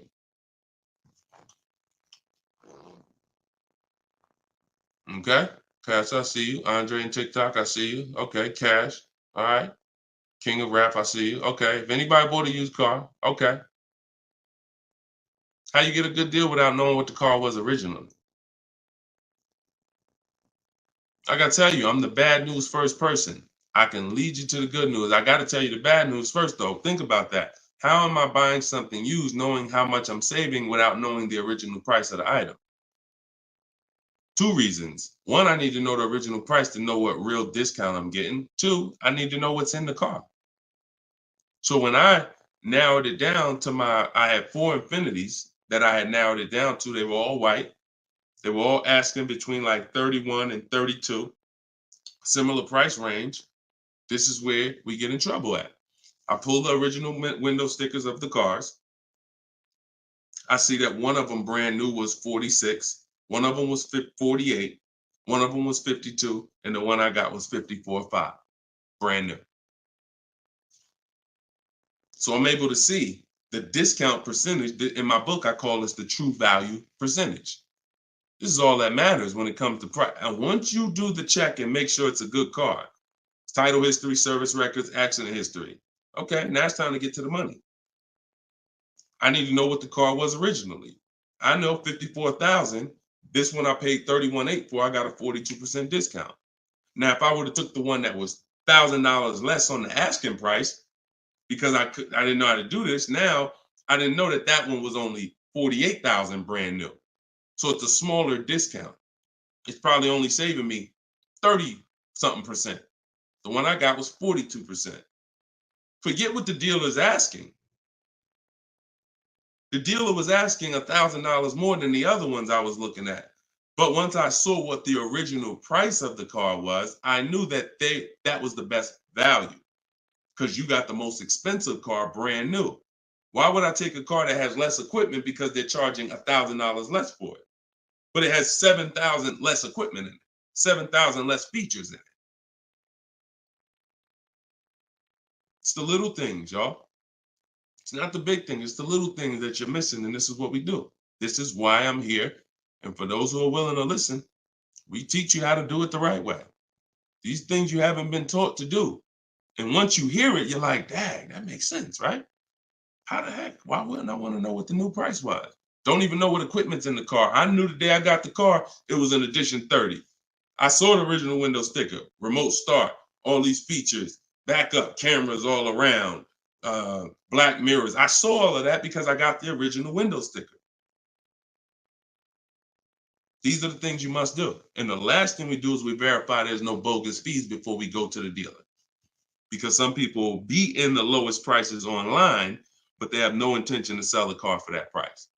They want you, they're depending on you to come in because they know other people will, untrained, no strategy, walk right in. Hey, I saw the price online.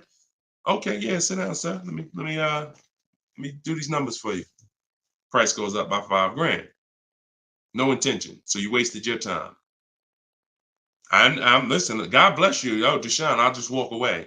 I'd rather not walk away. I'd rather you not have to walk away.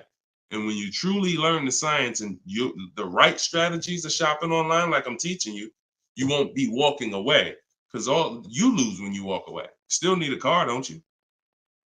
Somebody else just gonna buy that car. It's not like you like, oh, I'm gonna put a sign out. Nobody buy this car. They wasted my time. That car gonna sell. So it's best to learn, how can I make sure I never put a dealer in a position to waste my time? Because while you were at that dealer that was overpriced, the best price car was selling. Because the best price cars don't wait online. They 24, 48 hours, they're gone. So while you wasting your time with the fake dealers, the best ones are the car's gone. That was really the good deal. Okay, so you do all of this from home before you go. By the time you go to a dealer to see a used car, you should already know if that car drives the way I want it to drive, the deal is done. This is the best price online. And when I get there, I usually ask for $500 to maybe $1,000 off when I get there. Never over the phone. You have no leverage. Why would I call a dealer that I know, I've done my research, you got the best price car in the market, and call them and say, hey, could you take off another $1,000? No, there's no leverage there. You make sure there's no bogus fees. Then we go. We're there. We test drive. I like the car. Could you do another 500, 1,000? If they say no, you know they're honest. Hey, I don't have a room. Oh, hey, I just put the car online 2 days ago. Like, I haven't even given it a chance yet. I understand. I'll take it. See, you got to know when a deal is in front of you. And that's the problem. You don't have enough information to know when a deal is in front of you. So you're going to hesitate. And you're going to walk away from a deal because you think, oh, nah, dude don't want a deal, man. I asked him to take off $2,000. You can't take off $2,000. You didn't do your research. Because dealers use a tool called vAuto. They know where their car is priced in the market. vAuto tells them where every similar car is priced at online. So if they're the top 3 prices online, they run their business a different way. They want to sell cars fast. You can't go in thinking you're negotiating with someone who marks their cars up by thousands, who's number 15 on the price list. You walk into the best price deal online and think, yo, I'm asking for $2,000, $3,000 off. Let's go. You don't want to negotiate? No, you got it. And when you do your research, you know where the best price is. And that's what I want you doing. I want you walking in, if you're shopping for a used car, knowing this is the best price car in the market. I verified there's no bogus fees. I'm going to drive it, and then I'll ask for a little money off when I get there. And regardless of the answer, I know I won. They split it with me, I won. They can't do anything more because they're the lowest already, I won. If they accept the offer because they're just like, listen, you drove down, man, let's go, let's get it over with, I won. Either way, I win. That's the name of the game. Thanks, Austin. I appreciate you, man. Go ahead, Dolan. Next question. Okay. Casa Day, can y'all keep, if y'all gonna spend some time with us on TikTok, can y'all tap the screen and just run the likes up for us so we can get TikTok, so we can make sure TikTok knows we're doing something big over here. They can send some more people over. Appreciate y'all. Yep. Thank y'all. I see them running up. Thank y'all. Every couple minutes, y'all just tap the screen. It just helps the broadcast. We appreciate you. This is from Facebook. Casa de Sel. Hi, I'm paying off a Land Rover. Blue Book says its trade-in is $40,000. That's garbage. So throw that out the window. Blue Book is trash. Blue Book is a marketing website. They don't buy cars. And so what you want to do is you want to get a real number, which is an offer. Your car is not worth what an algorithm says it's worth. Your car is worth what someone's willing to pay you for it today. So you want to go, this is part of our process. We call it equity assessment. There's 7 steps in my book. Once you decide leasing versus buying, that's step 1. Most important question is, am I going to lease or buy? Because you can't get a good deal on a purchase if you should have leased. No way. If you were supposed to lease, because you don't keep your cars 8 years, but you bought, you have a horrible deal. You're going to lose it depends on the price of the car. You'll lose over 10,000 on a higher price car. You probably lose 4, 5, 6 grand on a lower price car, at least 4 grand, 5 grand. So that's step 1. Now, once you decide that, we move to step 2, which is the equity assessment. Equity assessment is any vehicle we have, we need to assess if there is equity in it or what the equity is. And it's based on offers. So when you go to Kelly's Blue Book instant cash offer, not KBB, not Blue Book, instant cash offer, Kelly's Blue Book, you're going to see that Kelly's Blue Book led you astray. In most cases, telling you your car is worth $48,000. Because this is when we begin to expose that Kelly's Blue Book was a marketing website and they would tell you anything. Kelly's Blue Book is owned by autotrader.com. What they began to do maybe 7 years ago is they begin to buy cars. So they didn't just give you there was a little button on here that says, we'll make you a cash offer. And I would do this with people in the dealership when I was there. They would come in and say, hey, Blue Book said my truck is worth $48,000. I said, oh, really? Well, and I explained to them that Kelly's Blue Book is an algorithm site, but they do have this feature where you can click a button and you go through a nice 5-minute appraisal and they'll make you an offer themselves. So now let's go through this and let's find out what they're going to offer you. And you go through the 5-minute appraisal and they make you a cash offer, and it's usually $2,000 to $3,000 less than what they told you your car was worth.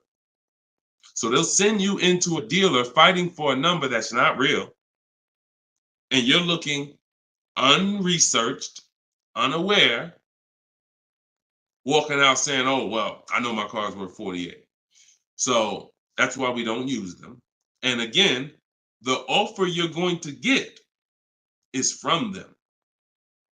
So it's not even like, well, oh, we don't use Kelly's Blue Book. And then, no, we use Kelly's Blue Book, the instant cash offer tool.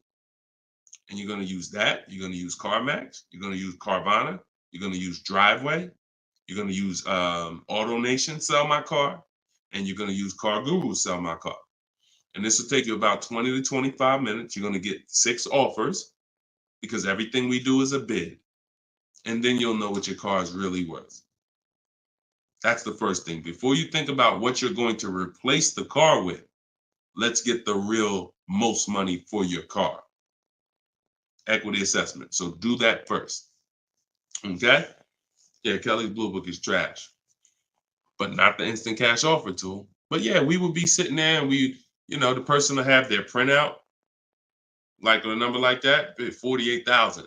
And then we go right through it and they're like, oh, wait, now they only offer me 45. Yeah, right? So if the people who told you your car is worth 48 is only offering you 45 for it, what does that tell you? Oh, go back to that site that they offered you 48. You see all those banners, see all those marketing banners and ads? Yeah, that's why they need millions of people to come there to have that make sense for them. All right, go ahead, Dolan. Next one. Right. This one's TikTok. Can I get advice on walking in a dealership with a check in hand strategy? Don't walk in with a check in hand. 80% of deals are overpriced, Andre. You can walk in with a check in your hand. If you get somebody who's really good, they're going to take the check. And that's the mission. Get that check out of your hand into our bank account. And if you're dealing with an 80% dealer, you lost. See, again, I'm giving you boundaries so that you can understand. If you break the boundaries, if you choose to go over the boundaries, that's fine. But I've been doing this for a very long time, and everybody that knows me, everyone that's close to me, be it here in New Jersey or be it in my group, they know that I'm the person who helps you save the money on cars. I would put my money against anybody that I'll get a better deal than you. Now, if you're shopping, I wouldn't put my money against any of my people who learn from me. Anybody that learns from me, I wouldn't bet that I could get a better deal than them. If we got the same time frame, we're gonna get about the same deal. But somebody who has no strategy, just shopping, going into dealers, I'll put any amount of money. I bet you $1,000 today that I get a better deal than you without even leaving my house. So I want you to be in that position because you don't know who you're dealing with. If you're in an 80% dealer, they knock off $3,000 for you, $5,000. You think you won? Look,